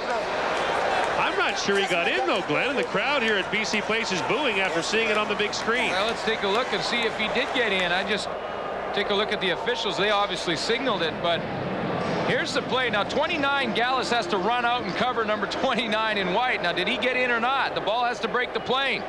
Pretty close. Remember, it's not where your body is, it's where the ball is. Well, this official right here is right on the spot, so he has a better angle than we do. And a better angle than the BC Lions fans do. Doug Flutie, however, celebrating at the bottom because, of course, he saw it all the way. That man's mad. So the big man from Syracuse, Robert Drummond, gets in for the score. Like you said, me. Still got a long way to go, but with him, we can keep it up. I understand the hand, don't you? Great call. Great call. Anytime the ball goes to you, it's a great call, huh? Yeah. Let's do more of that call. Give me the rock, and I'll do the rest. Hey, and Flutie knows that you give him the rock, he's going to do something with it. He's going to rock and roll with it. 7 straight completions for Doug Flutie. And the Argos now lead by 11 as Al Shipman on the right and Andrew English on the left are out there. And Andrew English is just a big decoy because the Lions want Shipman to return every kick. And dribbling it is the Argos strategy. Brad Yamoka now with the ball at his feet. Look out! It's all over the place, and the Toronto Argonauts have it back. Well, that looked like the Keystone Cops on kickoff return there. Well, and Brad Yamoka, as a young player in his rookie season, makes a mistake on this play. Don't handle the football if you're not used to doing it. Brad Yamoka should have let this one go right by him and let the returners handle the football. He tried to knock it down with one hand, kicks it around. Now it bounces off B.J. Gallus, who is a defensive lineman, linebacker guy, and neither of those guys are used to handling the football and should have let that one go through to Shipman or Andrew English. So Yamoka and Rita uneasy on the sideline. Second turnover by the Lions. Now the Argos, with 57 seconds to go, have the ball back at the BC 43-yard line. Flutie slinging it over the top, wide open. Andre Kerwin has the catch, and out of bounds at the 7-yard line. You don't hear much from him, but Andre Kerwin, a first-round pick out of Stanford University, has a gain of 36 yards down to the 7, only his 4th catch of the year. Well, if Toronto goes with 5 receivers, then he'll come into the football game, and this time he turns Leonard Humphreys around. Now Humphreys has a chance to recover, but misjudges the ball right there on his jump. And Andre Kerwin, with the great concentration, pulls it down. Andre Kerwin, we mentioned out of Stanford, was the Argos' first pick in the supplemental draft. DeBuck was their first-round pick. Then they took Kerwin with the supplemental pick, which means they'll give up their first-round pick next year, but they like him. In the meantime, Brad Yamoka looks on as the Argos have it 1st and goal. Flutie to the end zone. Touchdown, Mike Clemens. A 7-yard touchdown. The Argos go 43 yards in 2 plays. It takes but 12 seconds, and Toronto is suddenly running away with it. 23-6 with a point after to come. And Adam Reed is wondering how 2 special teams errors have all of a sudden cost him 2 touchdowns. Nothing fancy. This is just Clemens to breaking out on Eddie Thomas, who had to hold up. He was rubbed a little bit on the play and couldn't get out there in time. Special teams for the BC Lions cost him 2 touchdowns. Well, when you got Brooks Findlay and Brad Yamoka fielding kickoffs, that's not who you want handling the ball. No, sir. Now Vanderjagt for the point after. It is good. And now Vanderjagt will go back to kickoff again. And what, pray tell, will happen this time? Well, the guys up front, Brad Yamoka's in the second line, have to keep their eyes on the football and get out of the way when it's coming towards them. We'll go back and have another look at what happened on the kickoff return. And the first one was off the hands of Brooks Spindley. The last time it was off Brad Yamoka. And this is a tough ball to handle at the best of times. Well, see, that ball's going to bounce all the way to Al Shipman on a couple more bounces. Brad Yamoka tried to swat it out of the air. And, I mean, he's not one that's going to handle the football at all during the season. And you see Mike Clements on the breakout right there. And he's working on Eddie Thomas, who got rubbed a little bit by Daryl Mitchell. By the way, give credit that time to Noah Cantor with the fumble recovery. Are we still on? Are we still on? You're on. Goodness. Hi to Mike's wife. I said hi to mine. I'll say hi to you again, Pumpkin. Thanks for, hey, Toronto, thanks for staying up to watch this. We're going to make it worth your while, baby. You know, now the kickoff goes over Shipman's head, taken by Andrew English. English just squats down at the 13-yard line with 40 seconds to go in the half. Kickoff return will not be a pleasant meeting tomorrow, I would suggest. A 74-yard kickoff and a bizarre 12-yard return. Well, not for the first half of it, you know. And you know, when you watch, I can't remember the last time Damon Allen was on the field. When you watch the special teams tapes after a game, the whole team watches it together. Usually when you watch offense, defense, you break up into your groups, DBs or whatever, but when it's special teams, the whole team watches together, and you hate to see those mistakes come up. The Argos have had the ball for the last 4 minutes and 20 seconds. And they've had it 3 times. Allen, that pass is knocked down. Jumping up to get a hand on it is Oscar Giles, and BC's biggest crowd of the year getting a little restless. Well, it's certainly not Damon Allen's fault, and Oscar Giles really hasn't had to make too many plays because he hasn't been out here. It's really been special teams and Doug Flutie. Here's Oscar Giles right here, just going to work up the field and get his hands up when he doesn't get pressure. He's working on Mo Elowanibi on the outside, and when he can't get in there, he gets that hand up and knocks it down. 2nd and 10 for BC. 36 seconds to play in the first half. If the Lions have to punt, the Argos could score again. Pass for Al Shipman. That is broken up as it bounces off his pass. Johnny Harris in there again to break that play up. The Lions punting unit will come on with 31 seconds to play. Johnny Harris was a strong safety when he was in college at Mississippi State. Here he is right here. Strong safeties hit all game. So you know when he gets a chance, he's sitting in the zone on the outside to throw a lick onto somebody, he's going to do it. And he drops the shoulder on Al Shipman. So as Harris stays out there to help block on this punt return, Pasaglia will kick from his end zone. Mike Saunders and Mike Clemens back to receive. Pasaglia with a low end-over-end kick. Pinball from the BC 46 gets swamped immediately. Sean Millington makes the stop. A 32-yard punt, no return. But with 22 seconds to play in the first half, lots of time for the Toronto Argonauts. And at the 3-minute warning, this was a close game. It was 10-6. Talked about those 2 special teams plays. Now Doug Flutie with 22 seconds definitely has a chance. You see the catch by Pinball, and here comes Sean Millington, who's going to contribute any way he can. Even if he's not getting the football, he's going to help out on special teams for his team.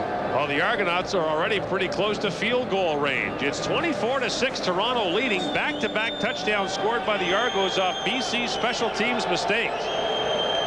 Flutie from the shotgun. Underneath for Drummond. Robert Drummond with the catch, and now the carry.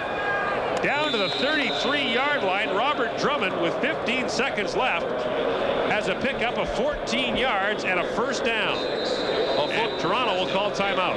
Full credit to Don Matthews and the coaching staff in Toronto. They've got a good game plan together for the BC Lions. We've seen a couple of wrinkles in the shovel pass, and that's a play that the Argos don't often run. A straight out draw play, and Doug Flutie's a big part of the game planning every week. He works with Matthews and John Jenkins and the coaching staff. John Jenkins is the offensive coordinator upstairs. They're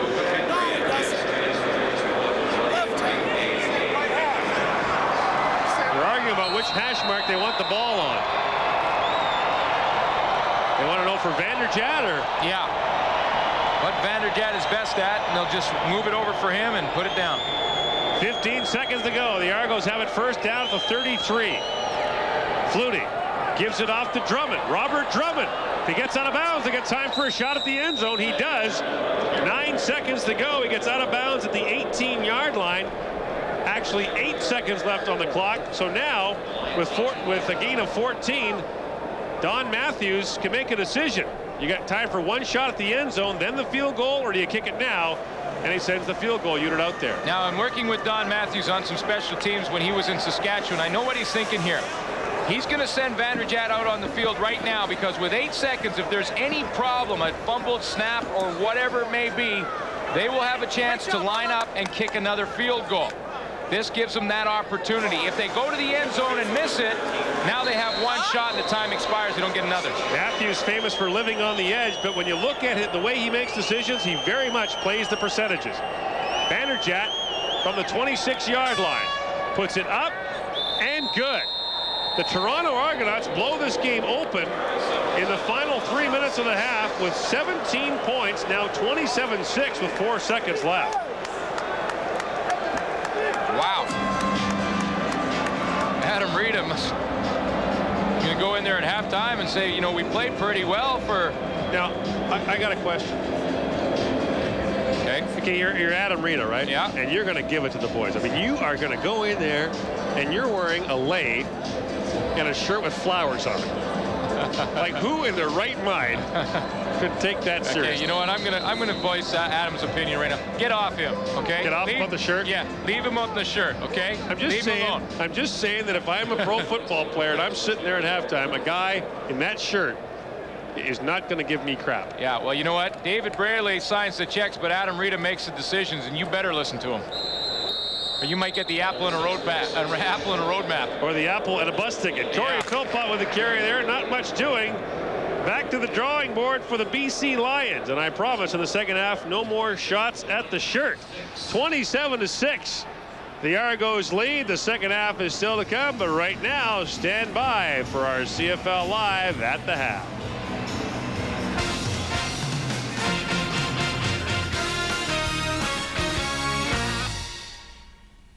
Rod Smith back with Obi, Les, and Marty at CFL Live Control. Good news and bad news for BC Lions fans. The good news, it's Hawaii 5-0 night, gentlemen. Therefore, if there's 50 points or more scored, some lucky fan gets a trip to Hawaii. But the trouble is right now, the Argos are getting all the points and Les getting a lot of it just late in that half off some real mistakes by the Lions on kick returns. On special teams. Special teams proved to be a major factor in the last game that we saw in the first of our doubleheader. And now it's the same thing in this one, but except the kicker kicks the ball on the ground.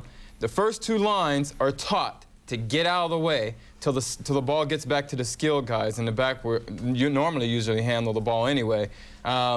It didn't happen here. Both of those guys stood in the way. The ball bounces off of one guy, and the other guy tries to handle it, and he fumbles and they get both of their touchdowns off of those turnovers. And then Andrew English finally gets it back there, but... Yeah, and he slides like a quarterback. I have to tell Andrew English that they're going to hit you no matter what because you're not a quarterback, so keep running. Andrew English was tired, like the rest of the Lions. He just wanted to lay down for a little while. Hey, did you hear the noise on the way out? Those fans weren't looing. They were booing. And I want to add to that, boo to the Lions because they looked like they couldn't beat a high school team so far. You're just upset. I am upset. You're darn right. I expected a better game out of those guys tonight. You're going below 500 tonight. Oh, yeah, don't remind me. But the only thing I could attribute the Lions' weak performance so far to is the fact that they had a short week to prepare. Right. They played Saturday night. Yeah, they played Saturday night, whereas the Argos have had the full week to prepare for this. But the Lions look very flat and very tired. You know, one guy that I'm really impressed with, and he's been doing such a great job for the Argos for so many years, is Michael Pinball Clements. I mean, I really felt this year when they asked him to do all the things he's doing and be the receiver that he is and carrying the ball and everything, and maybe they were giving him too much of a workload, and I was afraid he might get hurt. But he's been thriving on all that extra attention. I think it'd be good if they could get somebody else to return some of the punts and give him a break once in a while. Otherwise, you don't want to lose that guy. Hey, he's not a kid anymore either. I tell you, every last one of those running backs for Toronto is going to get a lot of work. They're the workhorses all year long because you had pointed out that they are missing two important receivers on that offense, right? So they're going to get a lot of work. Well, you can tell how Doug uses those two running backs to make up for the lack of receivers, and they're both such great athletes coming out of the backfield, and that's what's saving the Argo offense right now. Well, if it sounds like a little paternal concern for Mike Pinball Clements, bear in mind his first head coach in the CFL was Bob Obilovich, the guy who gave him the name the Pinball. And the Pinball and the Argos leading big time, 27-6 at BC Place. CFL Live returns right after this.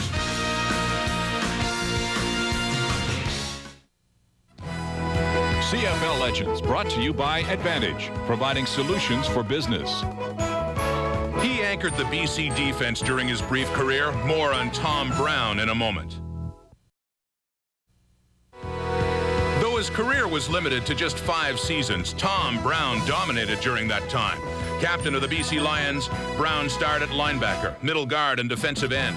Brown was an All-Canadian 3 times and twice was voted the CFL's most outstanding lineman. You can see more on Brown and other CFL legends at the Canadian Football Hall of Fame in Hamilton.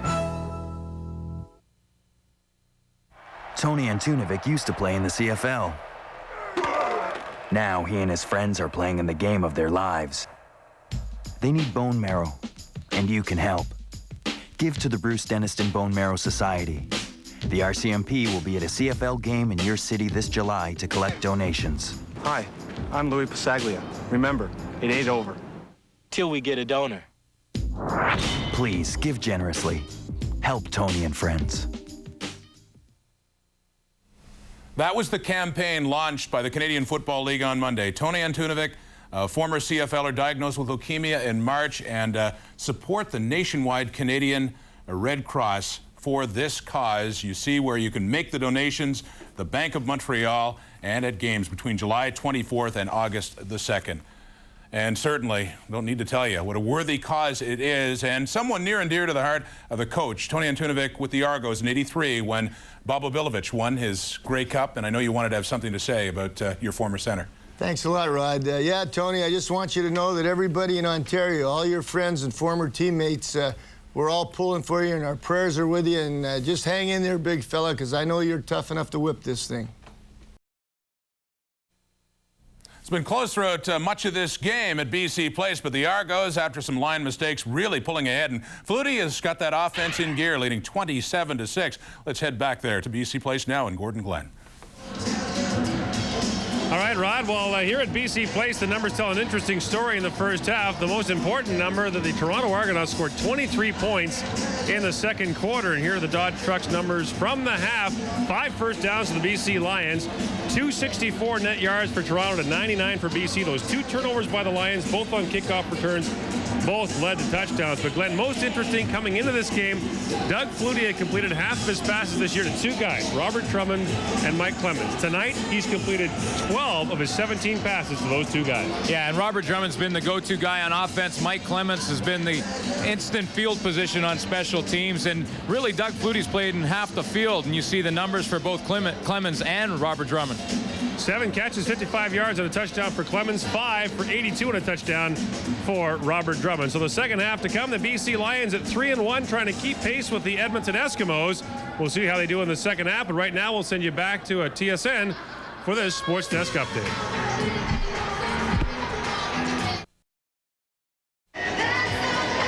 The BC Lions have won 6 straight games at home against the Toronto Argonauts. The last Argo win here was in 1990, but that streak in danger tonight as the Argos begin the second half with a 27-6 lead. And now BC squib kicks it to Toronto, and this is picked up by Kelly Wiltshire, who does a much better job than the BC guys did. Gets out to the 48-yard line. A flag comes down at the end of the play. So all of a sudden, no one's kicking it in the air anymore. Well, when you got Al Shipman in one end and Mike Clements at the other, that's probably a good move. Holding, Toronto, number 50. Michael O'Shea is called for holding, so the Argos will have the first down, but they'll be moved back to their own 35-yard line. Michael O'Shea with a holding penalty there on special teams, but he leads all Canadian Football League players in special teams tackles, and he plays full-time on defense. Yeah, and that's tough because when you have to cover punts and then line up on defense, you're still breathing hard for the next 2 or 3 plays. Only 1 punt in the second quarter. The Argos went to town in that second frame. Now Flutie with the option out to Robert Drummond. Humphreys steps up and stuffs it. Textbook play on the option there by the BC Lions. Well, this is the type of play now where the BC defense is going to go in at halftime and say, listen, they have two options on the shuttle pass. We got to flow to the football and eliminate them. One option is underneath and one option is to Drummond, and pursuit can stop both of them, as you see Maurice Kelly and Leonard Humphreys break up there to get involved. You got to have your DBs and linebackers flowing to the football. Loss of a yard. It's 2nd and 11. Snap gets by Doug Flutie. And Flutie gets away.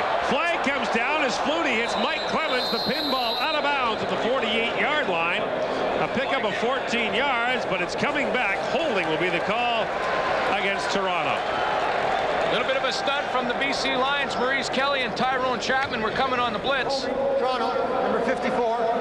2nd down, repeat it. Call goes against Toronto's number 54. That's Jeremy O'Day. First-year man in the lineup out of Edinburgh College in Pennsylvania. So O'Day is in there in his first Canadian Football League game. Roosevelt Patterson is on the bench for Toronto, who's in for the injured Willie Williams. Now on 2nd down, Flutie screens it off for Drummond, and jumping on him right away was Johnny Scott. Scott, just back in the lineup after suffering a knee injury, makes the tackle but is down again.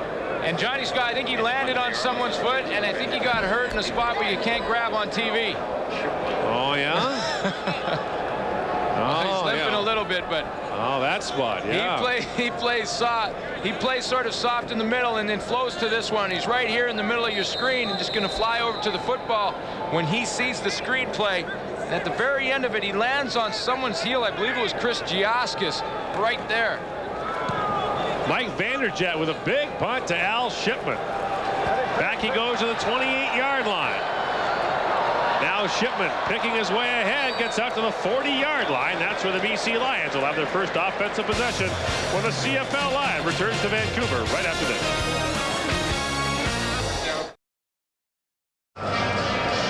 Well, Jeff Reinbold got his first CFL win as a head coach against Hamilton. Now he faces them at home in Winnipeg. 8 o'clock Eastern, 5 Pacific tomorrow on Friday Night Football. Of course, Winnipeg coming off a tough loss here in BC, but one positive thing out of that tape for Jeff Reinbold has to be his running game with Ron Williams. And on Saturday, we'll have the Calgary Stampeders, the Saskatchewan Roughriders, 3 Eastern, 1 Pacific. Mr. Suter, you are having some kind of run in the CFL. 3 games and 3 nights last week, 3 games and 3 nights this week. You are the man. Got a few air miles behind me.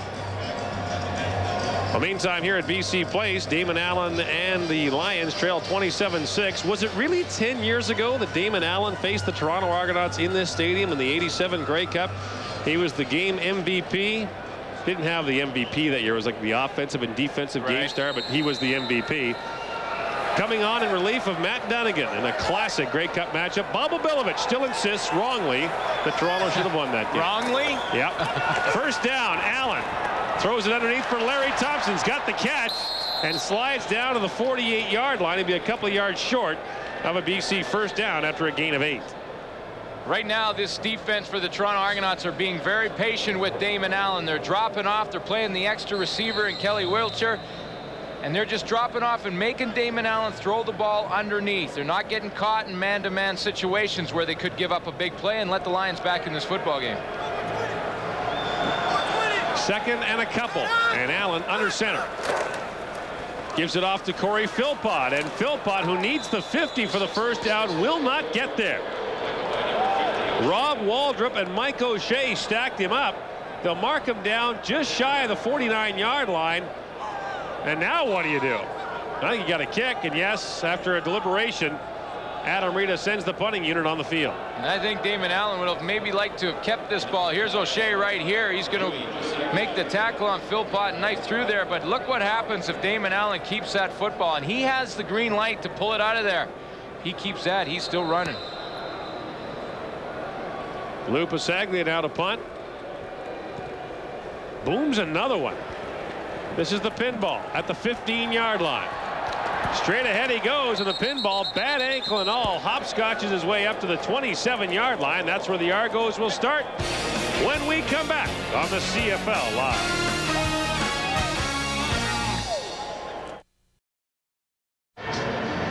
Surrounded by all the big people is Mike Clemens. There he is, and we asked the pinball, what's the biggest difference between this year's team and last year's team? I think the biggest difference between last year's team and this year's team is unproven. Last year's team was a Grey Cup championship team. This year's team, off to a decent start, very good start actually, but still has a lot to prove, a lot of molding, a lot of coming together still has to happen, a lot of gelling, I should say. And so this team is still unproven and still sort of finding its niche and working its way together. On 1st and 10, this offense goes to work. Doug Flutie with time. I mean, all kinds of time. Now sidearms it, and pinball was there along with Paul Mazzotti. The pass fell between them and incomplete. And Doug Flutie could have eaten a sandwich back there. Well, this is what happens when you don't rush a lot of people and you just drop everybody off. The Lions going with a 3-man rush. Now Flutie knows he has tons of time. That's 3 on 5 in his offensive line. He has a chance to look all over the field, but credit to the secondary for the BC Lions. He had no one to throw to. That was an amazing pass. I don't think he was looking when he threw it. I never thought he was. I don't know how he got it there. But he got it there. 2nd down. Here comes the blitz from BC. Flutie sees it, gets it away for Mazzotti. And again, that pass fell incomplete. B.J. Gallus, the linebacker, was covering Paul Mazzotti. Yikes. But they're unable to click on the pass, and it falls incomplete. The Argos again 2 and out. And while Toronto does have a 27-6 lead, it hasn't been offensive domination by Toronto. The Argos have been presented with the short field on a number of occasions. They certainly haven't. And if in the scheme, B.J. Gallus has to cover Paul Mazzotti, that's one of those, you either get there with the pressure or you get burned. That's no slight on B.J. Gallus, but that's a bit of a mismatch for Toronto. Both punters performing well tonight, particularly Mike Vanderjagt. Low driving kick drives Shipman back. This too is returnable from the 30. Shipman trying to get outside. Does. Still going. Across midfield. Again, the kicker, the only man to beat. Shipman straight up the sideline. And again, Mike Vanderjagt saves a touchdown. As Al Shipman is forced out of bounds at the 22, a 52-yard punt, but a 57-yard return to the low line drive again costs Vanderjagt. I was talking to Don Matthews, some of the guys. We were joking about the fact that at one point in the game we made a comment about a kicker, but he said, our kicker, Mike Vanderjagt's a really good athlete. He throws the ball well and he can run pretty well, and he saved 2 touchdowns for his team. That was one of them right there, and there was one earlier in the first half. Now, what can the Lions do when presented with the opportunity? 1st down at the 22-yard line of Toronto, and Allen in the shotgun. Allen, lots of time for Shipman underneath. Too many moves, and Shipman gets down to about the 18-yard line. Call it a gain of 4. It'll be 2nd and 6. Well, we talked about earlier how Eddie Thomas had pinball Clemens and had to just buy time for the rest of his defense to get there, and that's exactly what the Argo defense did on that play. Just keep him in front of you and let your friends come and help you tackle him. If you take a shot at him, you likely miss, and now he's running. Big 2nd down play now for the BC Lions. After the great return by Shipman, they have to convert.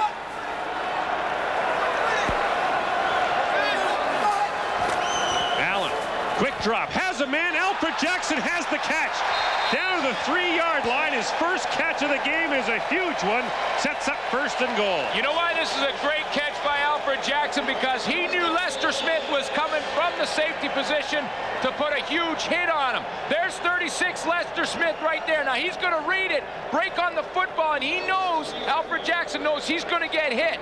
He keeps concentration, hangs on, picks up the 1st down for the Lions. What a catch by Alfred Jackson, who last week had 266 yards receiving on 6 catches and 2 touchdowns. Now the Lions have it 1st and goal from the 3.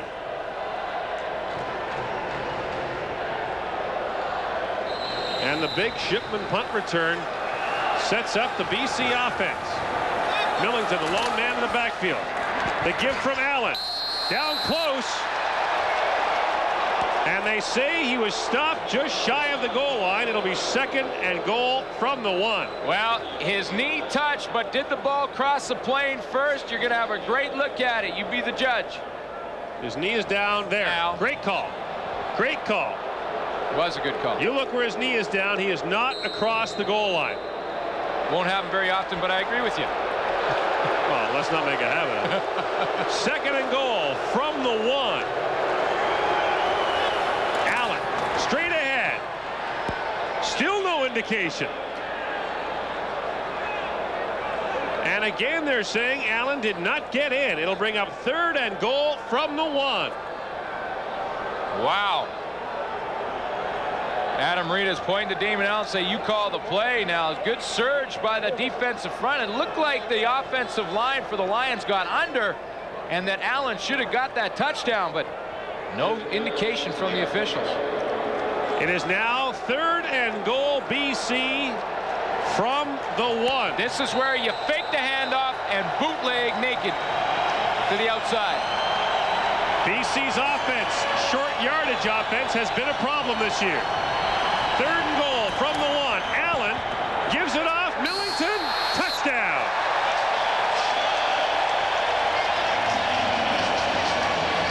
Finally, Sean Millington, and that is his first touchdown of the year.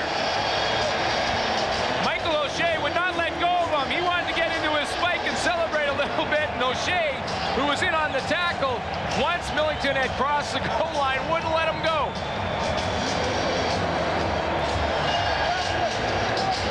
While the Toronto defense stood firm for a couple of plays, but finally Sean Millington gets it in. And now Lou Pasaglia for the point after. Pasaglia puts it through, and finally this poor guy gets to climb. He had the whole first half to rest. And you know what? Look at the ties. This is a slow quarter. He's halfway up now. Wow. His best time was 12:34. Oh my. But he hasn't stretched out yet. I mean, he's stiff. Oh, he kissed the pole on the way down too. Happy to finally climb as the Lions are trying to climb back in the game.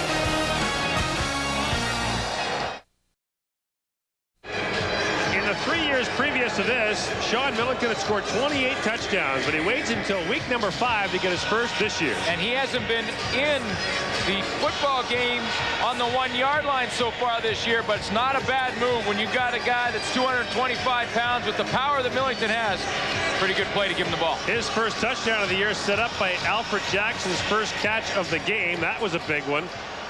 And the BC Lions now trail this game by 14 points with the kickoff from Julio Caravano to come. And this has been the most intriguing part of the game. The Argos and the Lions both squib kicking it.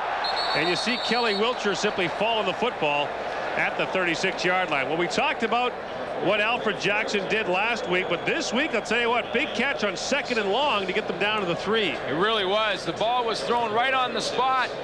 But Alfred Jackson has to reach out and get it, and he knows he's going to get hit. That was the big play. And, of course, last week, what a game he did. It was mostly in the second half. 6 catches for 266 yards. He averaged 46 yards per reception, scored 2 touchdowns, and accounted for 75% of BC's total offense in the game. It was a remarkable performance. Now, Doug Flutie on first down, scrambling for his life. And finally they got him. Joe Fleming hammers Flutie at the sideline. It's not a sack, but it's a hit. And Fleming, who, as we mentioned, grew up in Boston, been waiting a long time to put the stick on Flutie.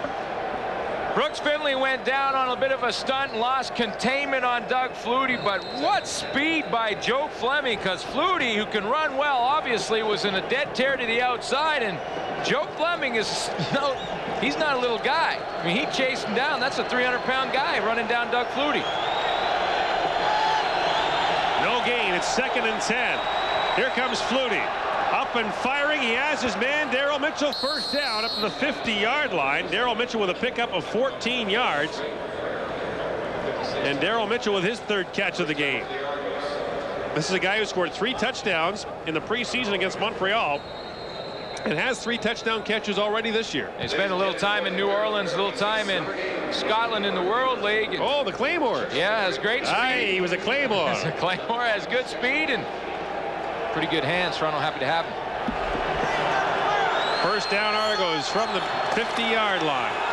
Back to the ground. Robert Drummond across midfield. And look at Drummond bull his way down to the BC 51-yard line for a gain of 9.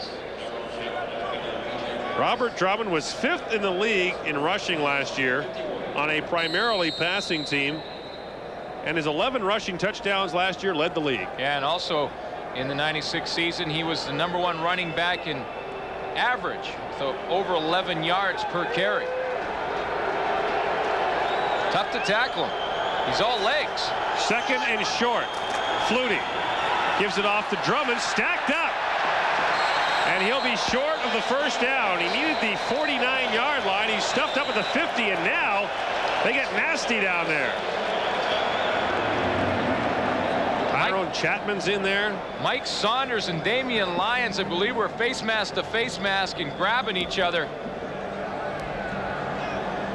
Here comes the replay. Good surge by the defensive front four, and Drummond has nowhere to go, and this time can't break 4 Lions tacklers. Team meeting on 29, and then the fight began. 3rd and a yard from the 51. They need to get across the 50. Flutie gives it off to Drummond. Up over, he's got it as he gets down to about the 48-yard line. Well, a lot of people will say now, why would Doug Flutie turn around and hand the ball off 3 or 4 yards deep in the backfield? But this is why, and this is what gives the option for a guy like Drummond to go up over the top, because he knows the defensive line in short yardage is going to try and submarine themselves and get low. When they do that, it's going to allow him to jump over. The Argos have the fewest rushing attempts in the league coming into this game, but they have the best average, 7 yards per carry.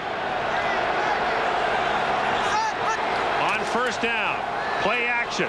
Flutie underneath for Mike Saunders. And Saunders fights his way down, loses the ball, but gets it right back at the 41-yard line.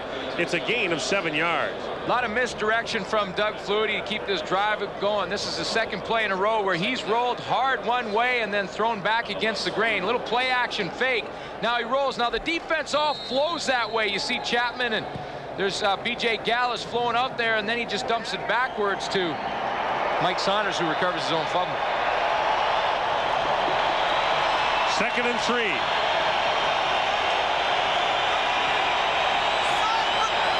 Flutie back to Drummond.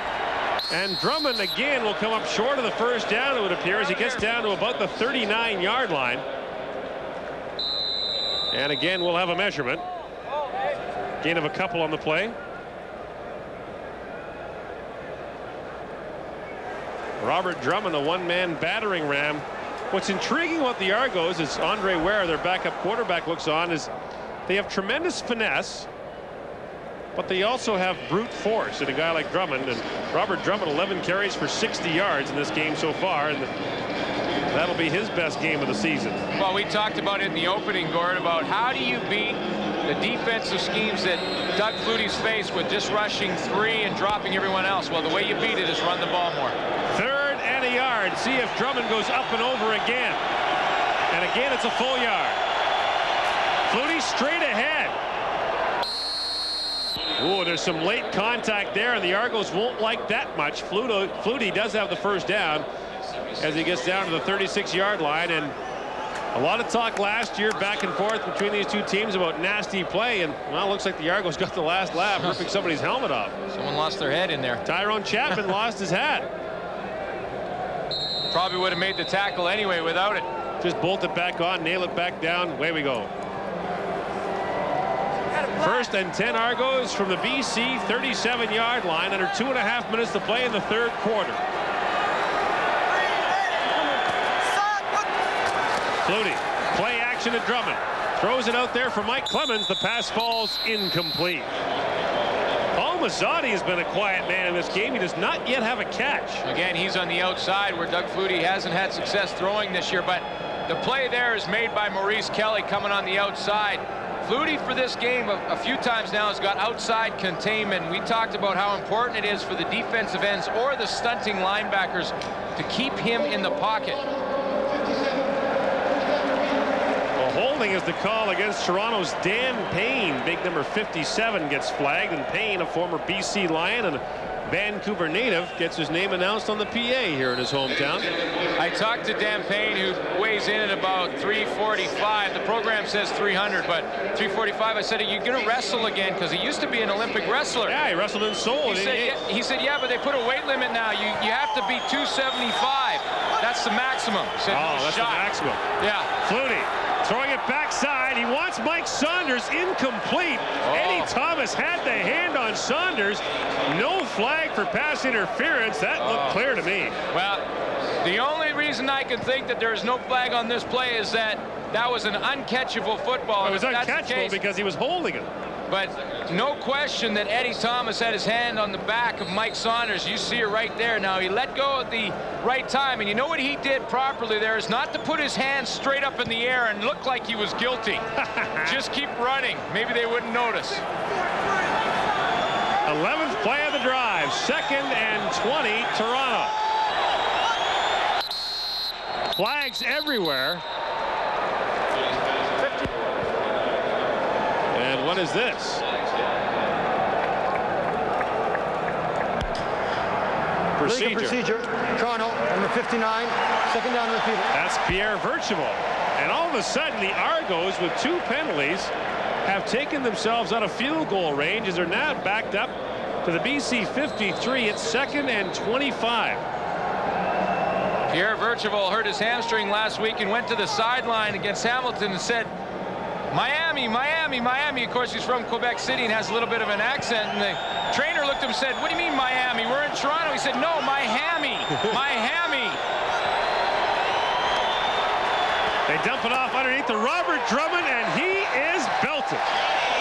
Johnny Scott unloaded on him. 2 penalties and a big defensive play by the BC Lions take the Argos out of scoring range with less than a minute to go in the 3rd quarter. Well, you can fool me a couple of times, but not the 3rd time in a row. And Robert Drummond's made a living in this game on this very same play, but Johnny Scott's seen it a couple of times and reads it perfectly. He's going to drop from the middle, and then he sees it, reads it, and comes up, and what a stick by the guy who led the Lions defensive line last year in sacks with 8.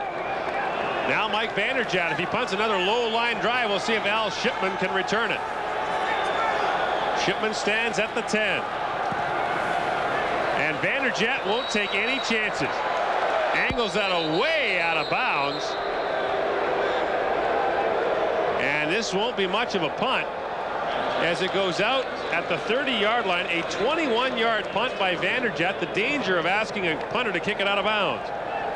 Yeah, but I don't think it's a bad. I'd give up 3 first downs to keep it out of the hands of Al Shipman or Mike Clements. I think it's a good move to just say, hey, punt it out of bounds. We don't worry about your average. We're not worried about that extra field position. See Matthews there, he was lurking, right? See, if he walks right over, Vanderjagt won't come off the field, so he lurks. He waits for Vanderjagt to come off and just kind of goes over to him. First down from the 30. Allen from the shotgun sets it up for Al Shipman, waiting for a block. And Shipman gets out across the 40 to the 42. He's got a BC Lions first down. And Mike Vanderjagt talking to Darryl Adrawlin, the special teams coach. You just got to know where to kick it, okay? But we're close to that side, we're going left. Okay? So Adrawlin makes his point to Vanderjagt, and we get to the end of the 3rd quarter. This should be the final play. From the shotgun on first down, zips it out there for Larry Thompson, wearing Adrian Smith, and Thompson has a pickup of about 7. The BC Lions have the ball, trailing by 2 touchdowns. The 4th quarter coming up next, but right now, stand by as we send you back to our CFL Live Control Center.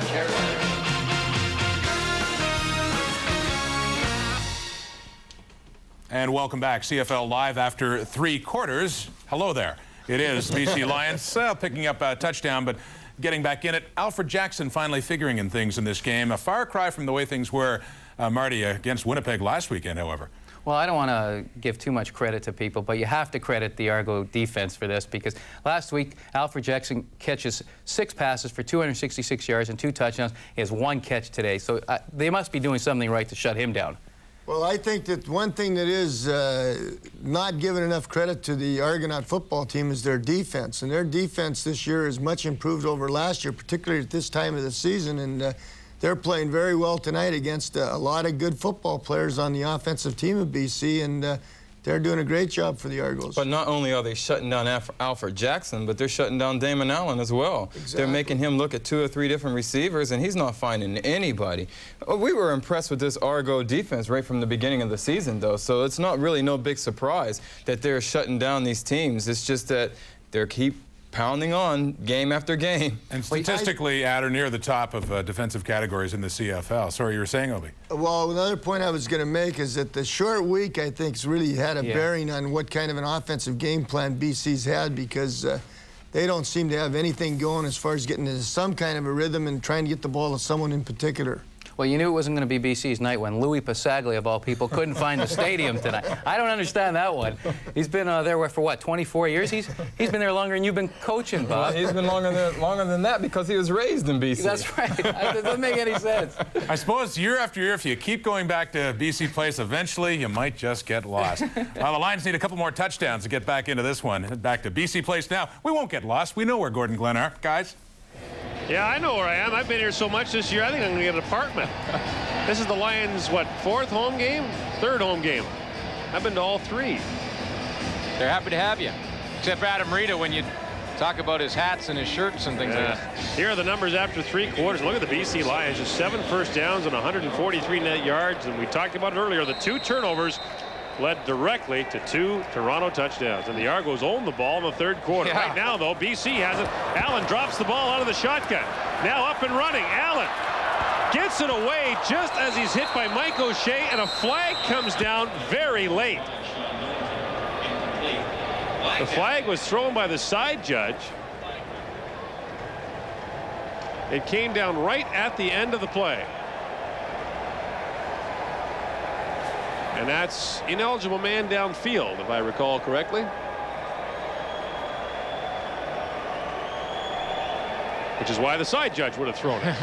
Now that play came out 2nd and 4. Legally thrown forward pass. BC number 9 declined.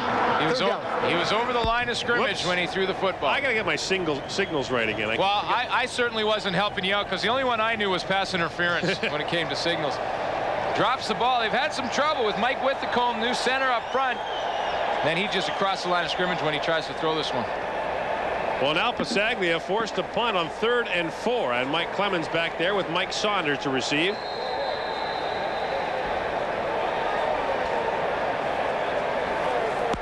Pasaglia thinks about it for a moment, now sends an end-over-end kick to Pinball on the fly from the 30. Good job by Pinball to catch it. He dives across the 35 to the 37, a 31-yard punt, and a return of 6 where the Argos will go to work. Well, here's how they've done tonight, the 2 quarterbacks, and both having workmanlike evenings. Neither guy has thrown an interception. Flutie has thrown 2 touchdown passes. Allen has none. Doug Flutie is rapidly moving up on the all-time passing list, as is Damon Allen. And Damon Allen tonight more concerned about the win, but he is rapidly becoming one of the CFL's all-time passing leaders, as is Doug Flutie. On 1st down, they give it off to Robert Drummond across the 40. He gets out to the 42-yard line. Gain there was a pickup of 6. It'll be 2nd and 4.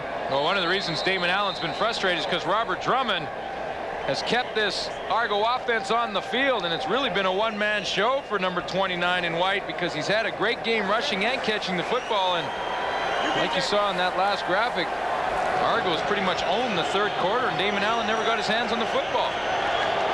Allen getting set to go out there again. He hopes on 2nd down. Flutie flips it underneath. That was almost picked off by Joe Fleming. They go back to that shovel pass to Robert Drummond. Fleming almost picked it.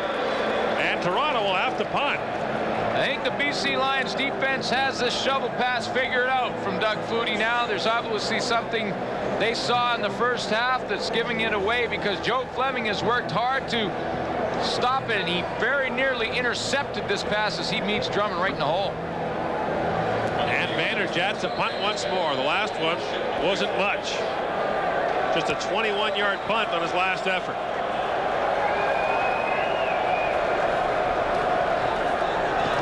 Bannerjat drills a great one over the head of Al Shipman, who touched it and now has to field it down at the 2. Shipman, can he get away?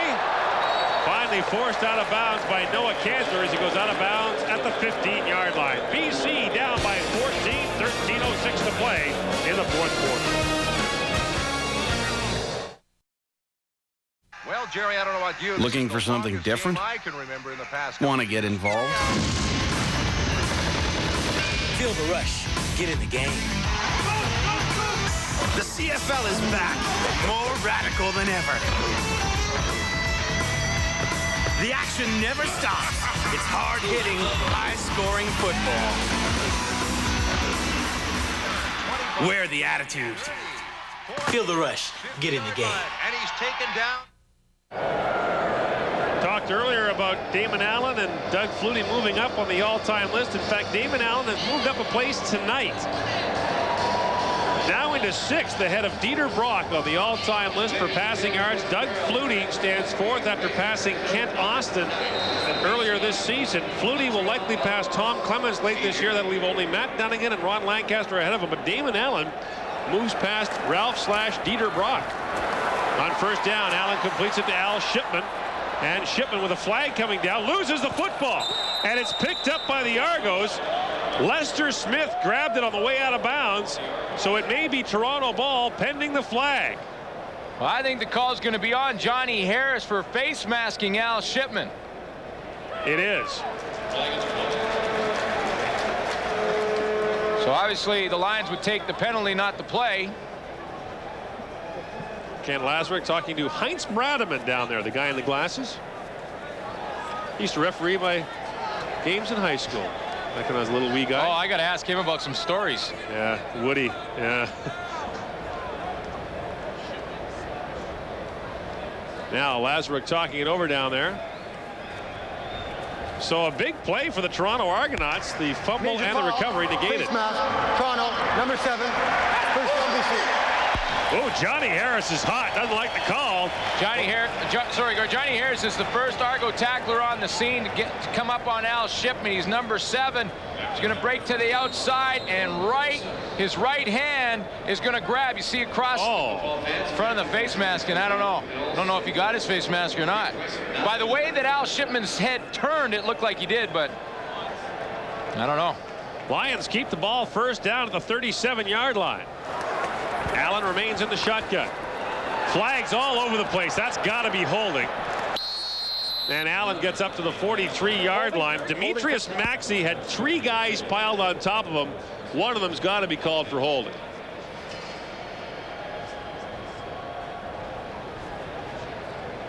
Lazarick with the call. Holding, BC, number 53, first down repeated. They call Mike Withacombe the center. Yeah, it could have been either Jamie Terrace or Mike Withacombe. They were both working together on Demetrius Maxey and basically threw him on the ground. No question. Well, you can't do that. No.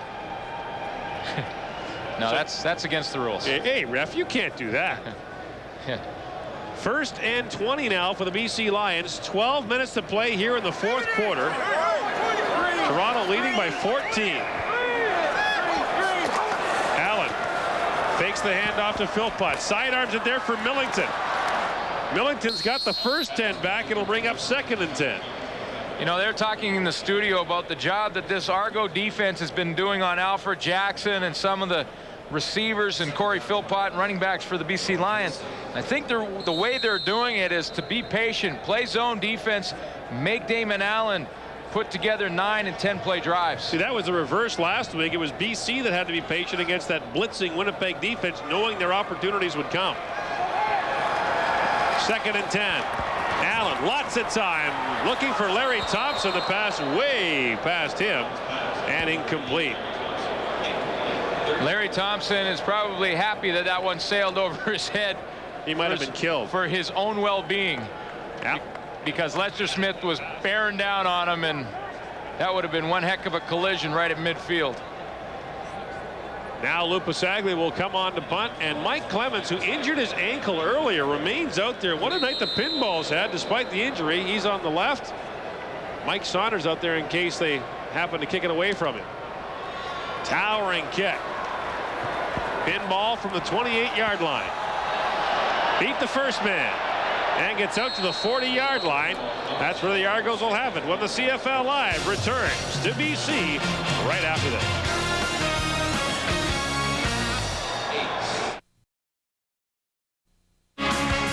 Back at the stadium in BC Place, Don Matthews patrolling the sideline series. He did for so many years with the Lions, bringing them a Grey Cup championship in 1985. The Grey Cup game played in Montreal that year. His Lions taking on the Hamilton Ticats of the aforementioned Dieter Brock. And here's a question for you, Mr. BC guy, Glenn Suter. Okay. Who turned in the big play of that game for BC? Ned Armour. No. Lou Pasaglia, the fake punt. Don't you remember just before the half? Yeah. How could I forget? Oh, he'll remind me on that one now. Oh, when he watches this tape over again. Illegal block call against the Argos drives them back down to their 18-yard line. Flutie up and throwing. Daryl Mitchell got whacked.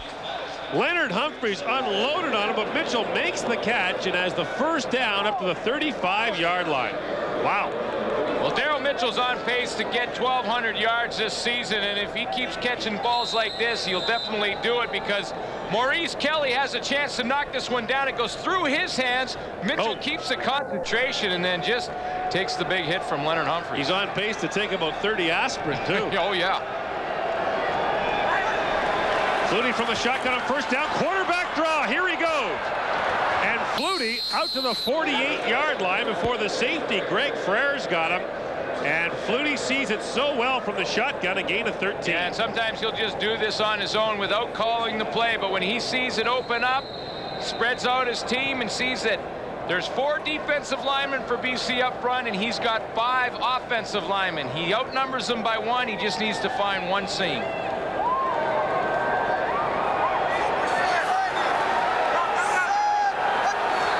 Flutie fakes to Drummond, now goes back to him, and Drummond left the football behind as he had Eddie Thomas all over him.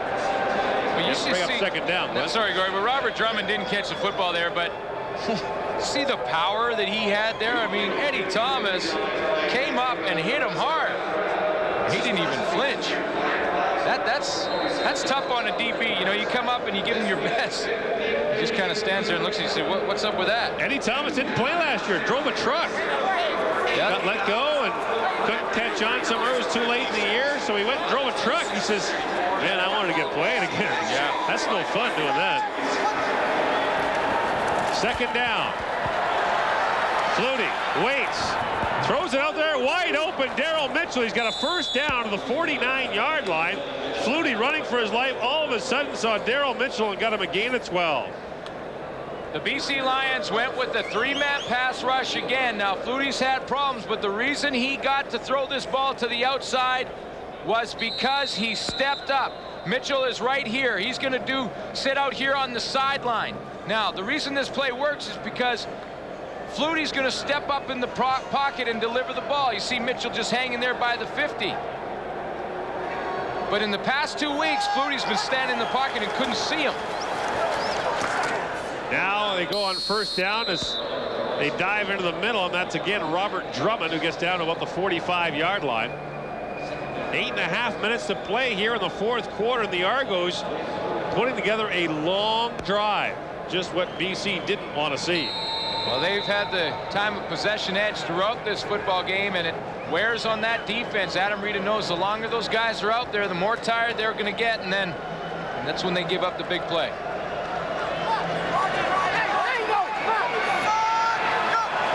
Here comes the blitz.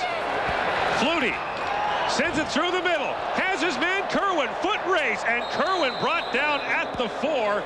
Eddie Thomas saved a touchdown, but Andre Kerwin has his second catch.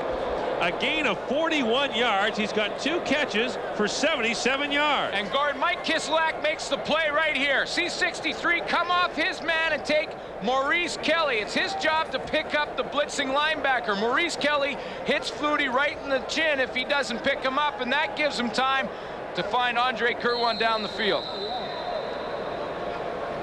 Doug Flutie, 26 of 37 so far for 318 yards. And the Argos have it, first and goal from the 4. Flutie fakes the toss. Now through the middle looking for Drummond, and it's intercepted. It is picked off by the safety, Greg Frere. Flutie arguing that Drummond was tackled before he caught the ball. Well, Gordon, I think he has an argument. It was awfully close, but it looked like Drummond got pulled down before he caught the football. Robert Drummond is right here. Now he's going to come back into your screen. Now watch if he gets tackled before the football. Watch this. Here he comes across. Now he'll come right back in here. Now look. Oh, yeah. He's being pulled down by Tyrone Chapman before that ball gets there, and it goes right into Greg Frere's hands. Now remember, that is a pass. Even though it looks like a simple, like the shovel pass, is a pass. Absolutely. That was a forward pass, and Doug Flutie had an argument. Good drive. Lions from the 2. Allen gets it out there for Philpott, who just got out of the end zone by inches. That would have been a safety. And Marcelo Simmons thought he got him. What a read by Marcelo Simmons. He has to drop off in his flat area, which is about 10 yards deep, and then come up and make the play on Corey Philpott. And you're right, that ball just got out by about the length of the football. Well, Alfred Jackson and Mike Trevathan have been quiet men tonight. Trevathan has 2 catches. Alfred Jackson has 2. But the Lions need their big guys now. 2nd and 11 from their 1. Look out. Allen's in trouble. Gets away. Now fires it up there. Has a man. Shipman. He dropped the ball. Al Shipman wide open. Dropped the ball. It would have been a first down at the 25. Oh, boy. No one feels worse about it than Al Shipman. And look who comes over to see him. Damon Allen right away. Boy, he did the cardinal sin for a receiver. He's the middle guy right here. He's going to work down as Allen buys some time. Watch him find the open area and watch his head when the ball is delivered. You're going to see him turn his head right now. See him turn his head to the left? As soon as he turns, he took his eyes off the ball and didn't secure the catch. A frustrated Al Shipman goes to the sidelines as Passaglia punts it. Good punt by Passaglia. Mike Clemens back to the 51-yard line, gets up to the 40 before the stop is made by Sean Millington. A 50-yard punt by Passaglia, return of 10. And Al Shipman with the lonely stance on the sideline.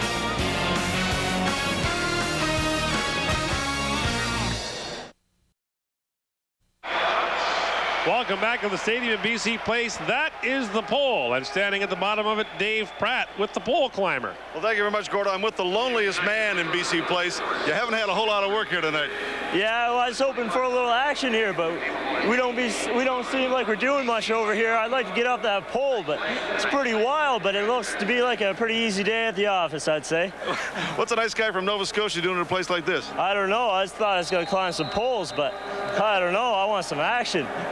Most action by here is the cheerleaders, but I don't know, Dave.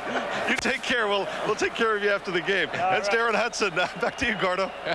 Thanks, Dave. First down, Toronto from the 40-yard line. Flutie gives it off to Robert Drummond. Great cut by Drummond, and here he goes. Drummond inside the 20 and down inside the 10 to about the 9-yard line. Robert Drummond with the cut on a dime and the gain of 32. It really was, and this is something you can't teach a running back, is how to read his blocks and make a cut like that. And he finds a little seam. Tyrone Chapman was tied up by Pierre Virtuval and couldn't get off his man, and then it's a foot race, and what a game Robert Drummond has had. Just inside the 10-yard line, the Argos have it first and goal. Drummond approaching 100 yards rushing on the game. He had only 195 in the previous 4 games. Now Flutie guns it down there, a one-hopper looking for Daryl Mitchell. It falls incomplete. And the coverage provided down there by Maurice Kelly. It'll bring up second and goal from the 9. Doug Flutie didn't have much room to get that ball, and that's why he threw it so hard. Daryl Mitchell is right here. He's going to take off and run the out cut. Maurice Kelly takes him from the inside. Don Wilson, 20, breaks to the short receiver, Mike Clemens, but there wasn't much room for Flutie to deliver that football. So that's how you call it. I'll take the tall guy, you take the short guy? Is that what they said? No, not their height.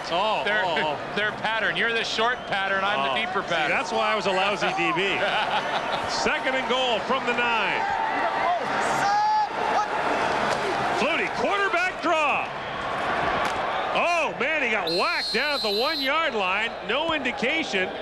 So he did not get in, but Doug Flutie took a shot as he lunged for the goal line, and he remains down. Well, you can see the seam that Flutie saw to the right. Brooks Finley got way up the field. Pierre Verchevel just let him go up there, but look at the hit Greg Frères puts on him at the end of that play. Helmet to helmet, Flutie is up slowly, and look at this, all-time rushing yards by quarterbacks. Doug Flutie moving close to 5,000 yards, and look at Damon Allen and Tracy Ham, former teammates, 1-2. That includes yardage tonight. You know, the interesting thing about that is that Doug Flutie has more rushing touchdowns than Allen or Ham. On 2nd and goal, they give it off to Drummond. Touchdown. Robert Drummond in again for his 2nd touchdown of the game. Robert Drummond with his 7th on the year, and with 3:22 to go, the Argos suddenly have a 20-point lead with a point after to come. Well, the big play on the drive was when Mike Kiselak picks up the blitz and they go deep, but Drummond's going to finish it off, and deservedly so, because he's been the workhorse for the Argos throughout this football game, and you know that wears down the defense. This is the 6th time the Argos have started a drive inside the 50-yard line because of special teams work. It makes it tough on the defense. Vanderjagt puts the point after up and good, and now the Argos have a 3-touchdown lead with 3:11 to play, thanks to the 2-touchdown performance of Robert Drummond. He does so well. He does everything for this football team. You know, before this game, Robert Drummond was out at wide receiver for the most part in a lot of formations for Doug Flutie. And you know what? Don Matthews felt like he wasn't losing anything by putting him out there because he has good speed and good hands. So he feels like he can run on some of the good cornerbacks in the league and doesn't mind putting him out there. And then if you ask him to go back into the tailback position and run the ball like he's done a lot tonight, he can also do that. Well, the big thing for the Argos was the field position and the time they've taken off the clock here in the 4th quarter. The Argonauts have dominated the clock here in the final period, looking for their first win at BC Place since the 1990 season. Doug Flutie and company have really gone to town, and the Argos have held the ball for 8 minutes. The BC's had it for 3.5. Al Shipman from the 15-yard line ran into his own man and got knocked down up at the 36-yard line. He bumped into Andrew English. Well, Al Shipman really feeling bad, and you think about it, they've got the ball at the 1. Damon Allen scrambles away, finds him up the sideline. They're down 2 touchdowns. This play really turned the game around. Well, Damon Allen did a nice job of getting away from Reggie Givens and then finally finds Shipman, and then here's the drop. And oh, my goodness. That's a big one. We've reached the 3-minute warning at the stadium at BC Place. The CFL Live on TSN. We'll be right back after this.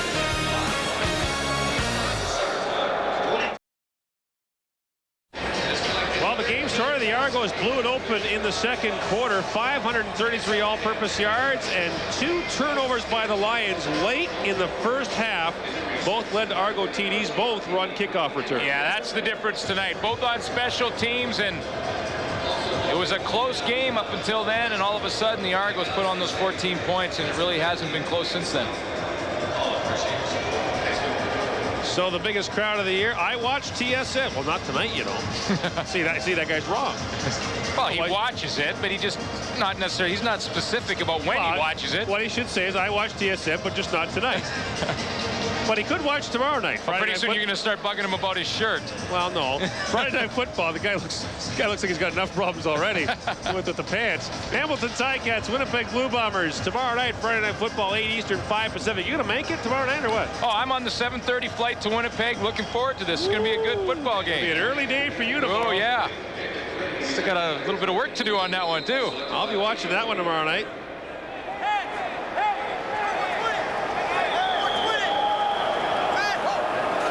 First down, Allen has Millington wide open, and Millington dragged down on a good open field tackle by Antonius Bonner.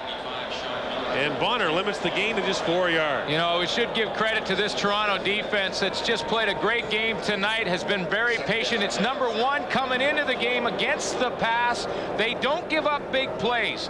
Hey, the Toronto defense, Glenn, leads the league in 12 of 25 defensive categories, including fewest first downs, fewest yards, fewest completions, fewest plays.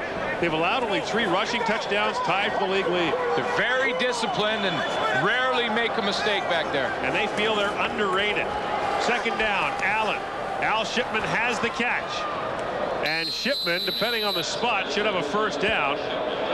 They'll mark him down at about the 49-yard line. That should be good for a BC Lions first down, but 2:25 to play now, and Shipman is hurt. You see, this is the problems that Adam Rita has and this offense for the BC Lions with this much time on the clock, down 2 touchdowns. He can't get a big play on this defense. You know, obviously you got to throw the ball down the field, and the fans left here in BC Place are wondering why Damon Allen is not doing that. But listen, when the Toronto Argos are dropping back, playing 3 and 4 deep in the zones, you can't get a guy open down there. You have to throw it underneath and hope that one of your good athletes can break a couple of tackles for you, and that's really all Adam Rita can do. If not, you're just forcing it into coverage, and you're going to get it intercepted. Well, you'd rather play the Winnipeg defense last week because you know your break's going to come sooner or later. I mean, if you're going to blitz every play, sooner or later you are going to get a big play. Well, that's right, Gore. I mean, Winnipeg plays a ton of man-to-man defense, and Alfred Jackson had a good game last week, and you know that you're going to get your opportunities. It only takes one slip or one busted coverage, and you're going to get 6 points. First down, BC. Allen fires it out there for Alfred Jackson, who makes the catch at a nifty move. Jackson forced out of bounds at the 41-yard line.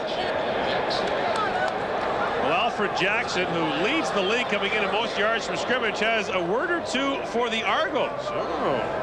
Well, he's just telling them, listen, if you get me the football, I'm going to do my job. You know, talked to Damon Allen about Alfred Jackson against Winnipeg. He said, when I would read man-to-man, he would be the first guy I looked to, and it was just a matchup situation. Alfred Jackson would be the #1 target for him, and tonight, with this zone defense Toronto's playing, he hasn't had the opportunities. Allen on first down, brings the ball down, gets it back, and slides down to the 32-yard line. The old ball and a string trick for Allen. Surprised that wasn't called an incomplete pass. It's a little bit like Michael Jordan. Yeah. On a fast break there, a little fake pass, and then bring it back to you and go to the hoop. But Allen's a master at it. We saw his rushing stats earlier, and I think what I'm most impressed about Damon Allen this year, a little bounce pass to himself, little That's fake an incomplete pass. His arm was forward. I don't think so. I think he just bounced past it to himself. Oh, okay. The old bounce pass. The old bounce pass. You know, I have the rule book here. Maybe he somewhere. slipped. Maybe I have the rule book here. I don't think the bounce pass is in the old rule book. But well, you check on that. After all that, he comes up just shy. And Don Matthews now moving up on the all-time list. And Matthews now, after tonight, will be 6 wins away from becoming the winningest head coach in Canadian Football League history. So you're giving Toronto the victory? Well, there's 1:56 to go. They're up 3 touchdowns. Okay. You know, I think I'll crawl out the old limb there. Okay. By the way, making a note. By the way, Marty York slips below Mendoza tonight. Pass complete there to Andrew English. English running back. Now gets outside. English up the sideline, goes out of bounds at the 16-yard line. And Andrew English, the first-year man on a UBC, has the catch and a gain of 16. Well, now here's the scenario. Andrew English comes up with the play there. Now there's really one throw to the end zone. You're looking at maybe 10, 15 seconds off the clock. Little onside kick. You're only a touchdown down. No. You're 2 touchdowns down. No, I mean, I'm saying if they get this one, little onside kick, now you're only a touchdown down. See, you know, my grandfather always said that if a sentence has more than 2 ifs in it, it doesn't count. Okay, they're big ifs. Yeah. There's actually 3 ifs in that one. Allen Slings it out there for Jackson. Makes the catch. And Jackson dragged down by Antonius Bonner at the 15-yard line. Nice tackle by Bonner. You know, I got to tell you something. Mike Trevathan must not be talking nicely to Damon Allen or something. Because, again, he was wide open in the corner of the end zone on that last play, and Damon Allen didn't look for him. 1:32 to go here in the fourth quarter. Even orange. If. Well, it's 1 in a million, but there's still that chance. Allen gets it underneath for Al Shipman. Down to the 7-yard line. That's good for a pickup of a couple, maybe 5 yards, but it'll leave him in 3rd down. 1:13 to go.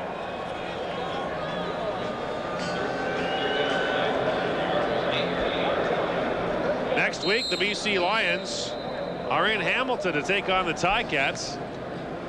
BC has played 3 of its first 4 games, or 3 of its last 4 games rather, at home.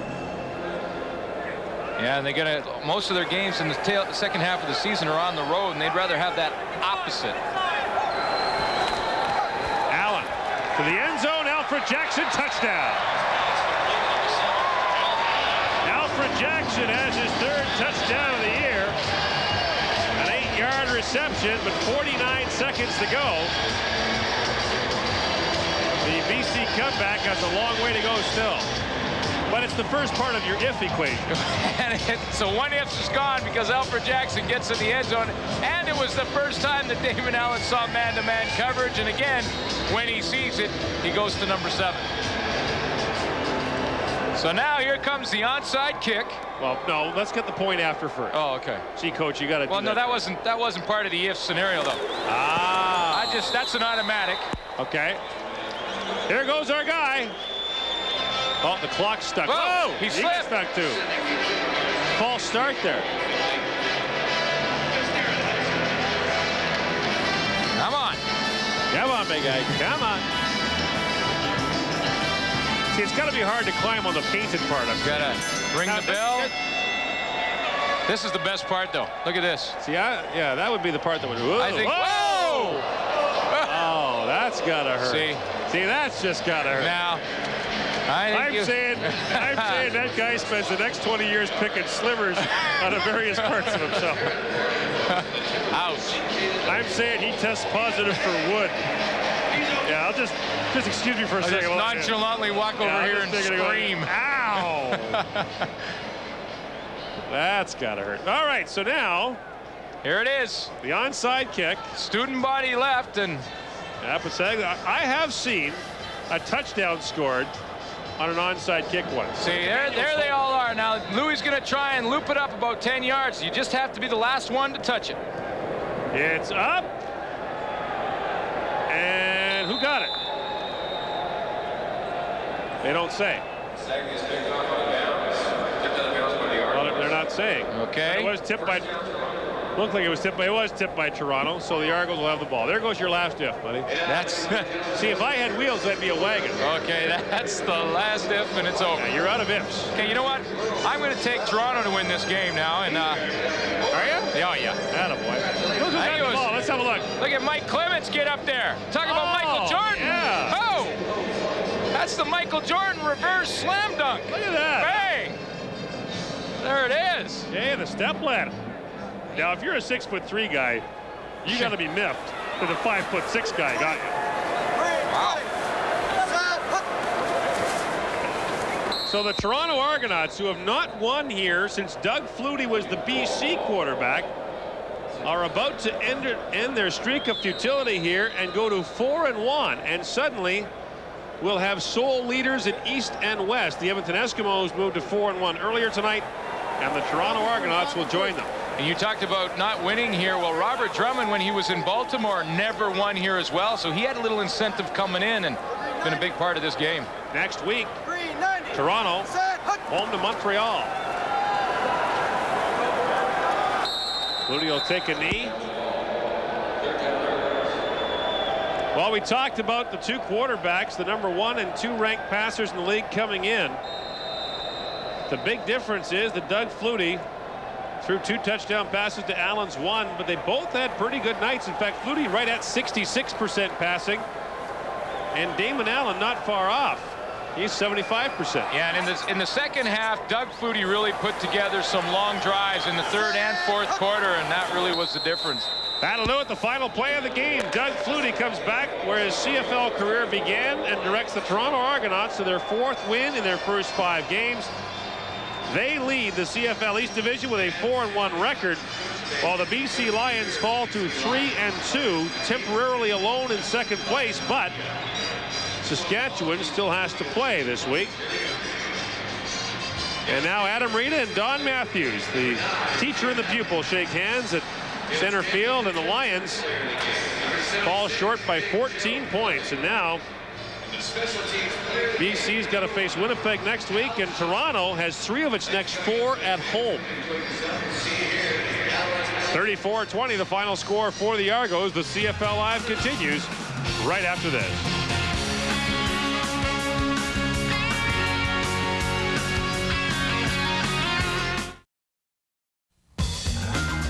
Stewart, man, I've been a big fan of yours ever since the Hail Mary pass against Michigan. Thanks, Pimbo. I hear you've been doing some great stuff in the CFL. Even though y'all have those racing stripe footballs. Hey, Slash, if we had 4 downs to make 10 yards, we'd never give the ball up. Well, I'll tell you what, if we had 20 yards in the end zone, we'll score 50 points again. Cordell, check this out. But we still have Sunday Night Football on TSN. And Slash, we've got Friday Night Football on TSN.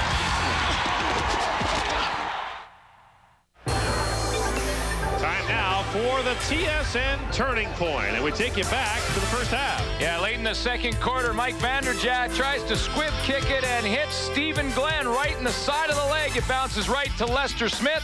The Argos score on that drive. The Lions fumble the next kickoff. The Argos score again.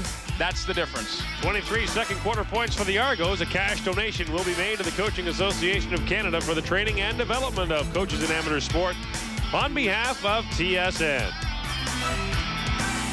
Don Matthews now 6 wins away from becoming the CFL's all-time winningest coach. The Argos win it by 14.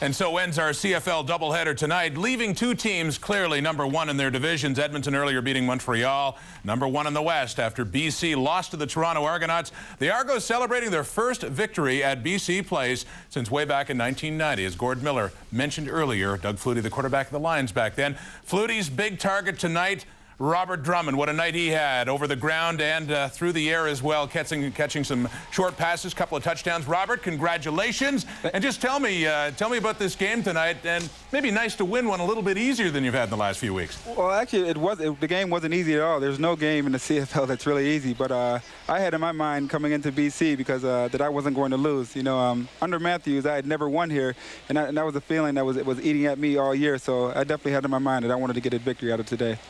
Robert, it's Marty York here. Did you feel this was your team's best all-round performance of the season so far? I think this was our best performance of the season so far, dating back to the Winnipeg game. But, you know, there's a few things we still have to iron out. You know, we made a few mistakes here and there, and that's something we really have to work on in practice. But right now, we got things rolling, and that's all we're worried about. We got the victory, and that's all we care about. Robert, it's Les Brown. Hey, Les, how you doing? Was the game plan for you guys to run the ball more, especially with you? Actually, during practice, the game plan really wasn't for me to run the ball. It was like to hit me short in the flats. But when we saw BC sitting back their linebackers, you know, it opened up a lot of lanes for me inside. And I'll tell you one thing, that's the freest runs I've ever had in my career. I mean, I wasn't getting hit until I was 6-7 yards downfield. That felt good. Robert, it's Bob Obilovich here. Hey, Bob, how you doing? Good, how are you? Pretty good. Listen, another thing that we were looking at is that Doug is doing such a great job of using you and Michael Clements coming out of the backfield and giving you the chance to do everything that you can do as an athlete. I don't think I've seen, we would call you a fullback normally, but the way they use their offense, you're probably as good an all-around athlete as I've seen come out of the backfield in the CFL in a long time. You know, thanks a lot, Bob. You know, that's one thing I pride myself on, being an all-around athlete or an all-around running back.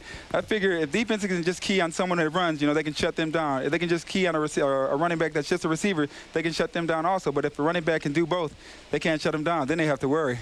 Robert, if I'm not mistaken, you came into the league as a backup behind Mike Pringle. That's true, Les. And now, going with the Argos, you are one of the biggest stars in the CFL. Have we seen the best of Robert Drummond yet? Right now, you have not seen the best from Robert Drummond. You know, I'm my hardest critic, and, you know, I played a good game today, but there's still a lot of things I need to work on that I can get better at.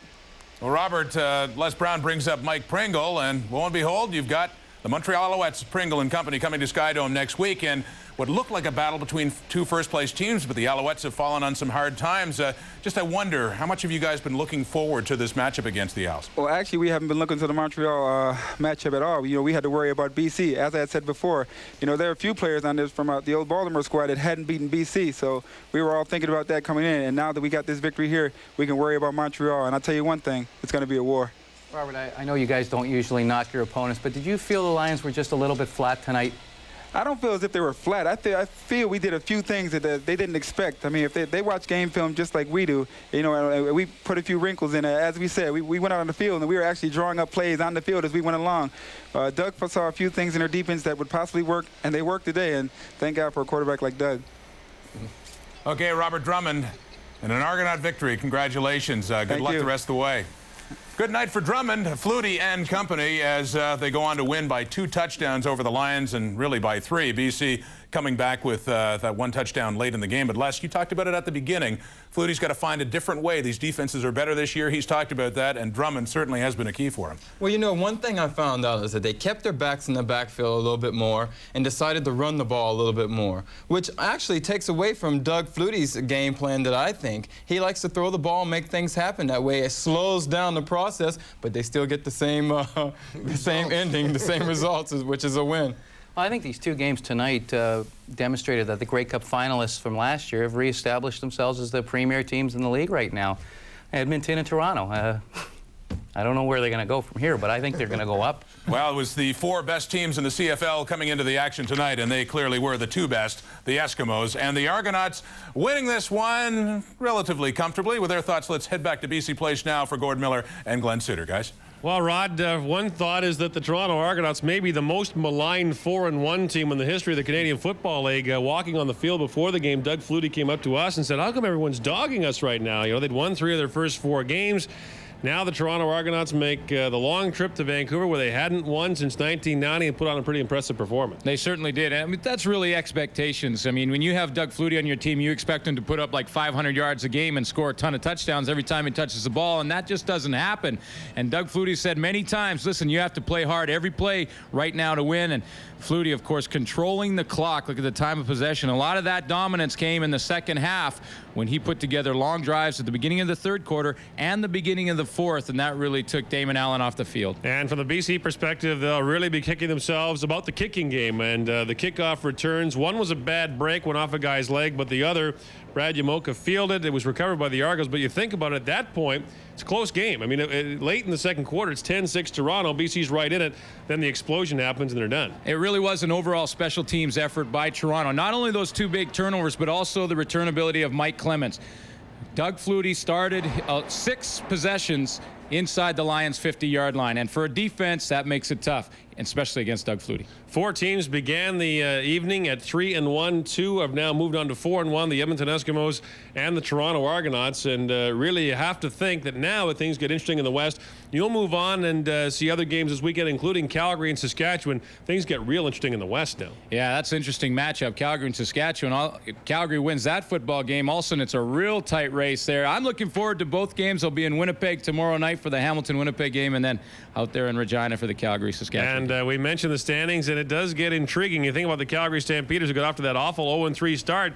They beat Saskatchewan. Both those teams are 2-3 and only a game behind the BC Lions, while the Edmonton Eskimos recorded a win over Montreal earlier this evening. So the BC Lions, in front of their biggest crowd of the year, suffer their 2nd loss of the year, and the West, which promised to be a race all season, is proving that it'll be a long way from over yet. Rod? Okay, thank you very much, Gord. And yes, and if Calgary beats Saskatchewan, how tight things will be in the West especially. Bob, about the Argonauts' depth, and you talked about this before, offensive line, and that was a factor again tonight. It was last week as well. Well, last week, you know, Toronto's one of the only teams in the only team in the league that dresses two backup offensive linemen in Jeremy O'Day and Chad Folk, two young players. Folk was their #1 draft pick, and O'Day was a supplemental draft pick. And with the two injuries to Virtual and Williams last week, those two guys came in and did a respectable job under those circumstances. And then tonight they lose Patterson, who had replaced Williams, and O'Day goes in again at left tackle. And then we saw the young fella, Andre Kerwin, that backup receiver. He went in and made a big catch that led to a score. So Coach Matthews felt good about the depth on his football team. And these last two wins, you've seen where that's helped. Bob, in fact, the Argos are so deep that their general manager, Eric Tillman, is embarking on a road trip to scout the NFL camps. And he readily admits that there's no real reason that he's going because there's nobody he's going to be able to bring in. I don't know about that. You know what? He said they don't need to fill any gaps at all on this team. These general managers just travel because they need that travel time. I'll tell you what Eric Tillman should be looking for. They needed a legitimate slot back that can go deep and create separation and give them more of a threat in there. Mike Saunders is an excellent running back coming out of the backfield as a receiver. But I don't think he's a true slot back and the type of guy that they need in their offense. The guy they should look for is Jimmy Cunningham. Well, the only travel the Argonauts really need to worry about right now is the travel back from Vancouver to Toronto after a win. First time in 7 years they could say they've done that. Yeah, bad night all round for BC. Check it out again if you missed it. That hurts. We'll be back.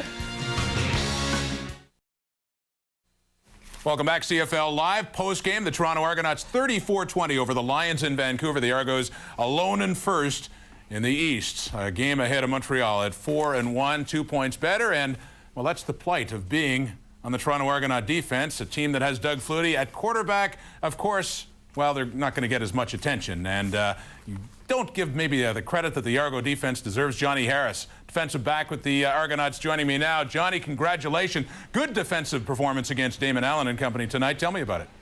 Well, first it started up front with the big guys. You know, they got to put the pressure on Damon Allen, and that's what starts it off. And when they put pressure on Damon Allen, you know, that make it easy on the defensive backs. Johnny, it's Marty York here. How did you keep Trevathan and especially Jackson from doing much to hurt you guys tonight?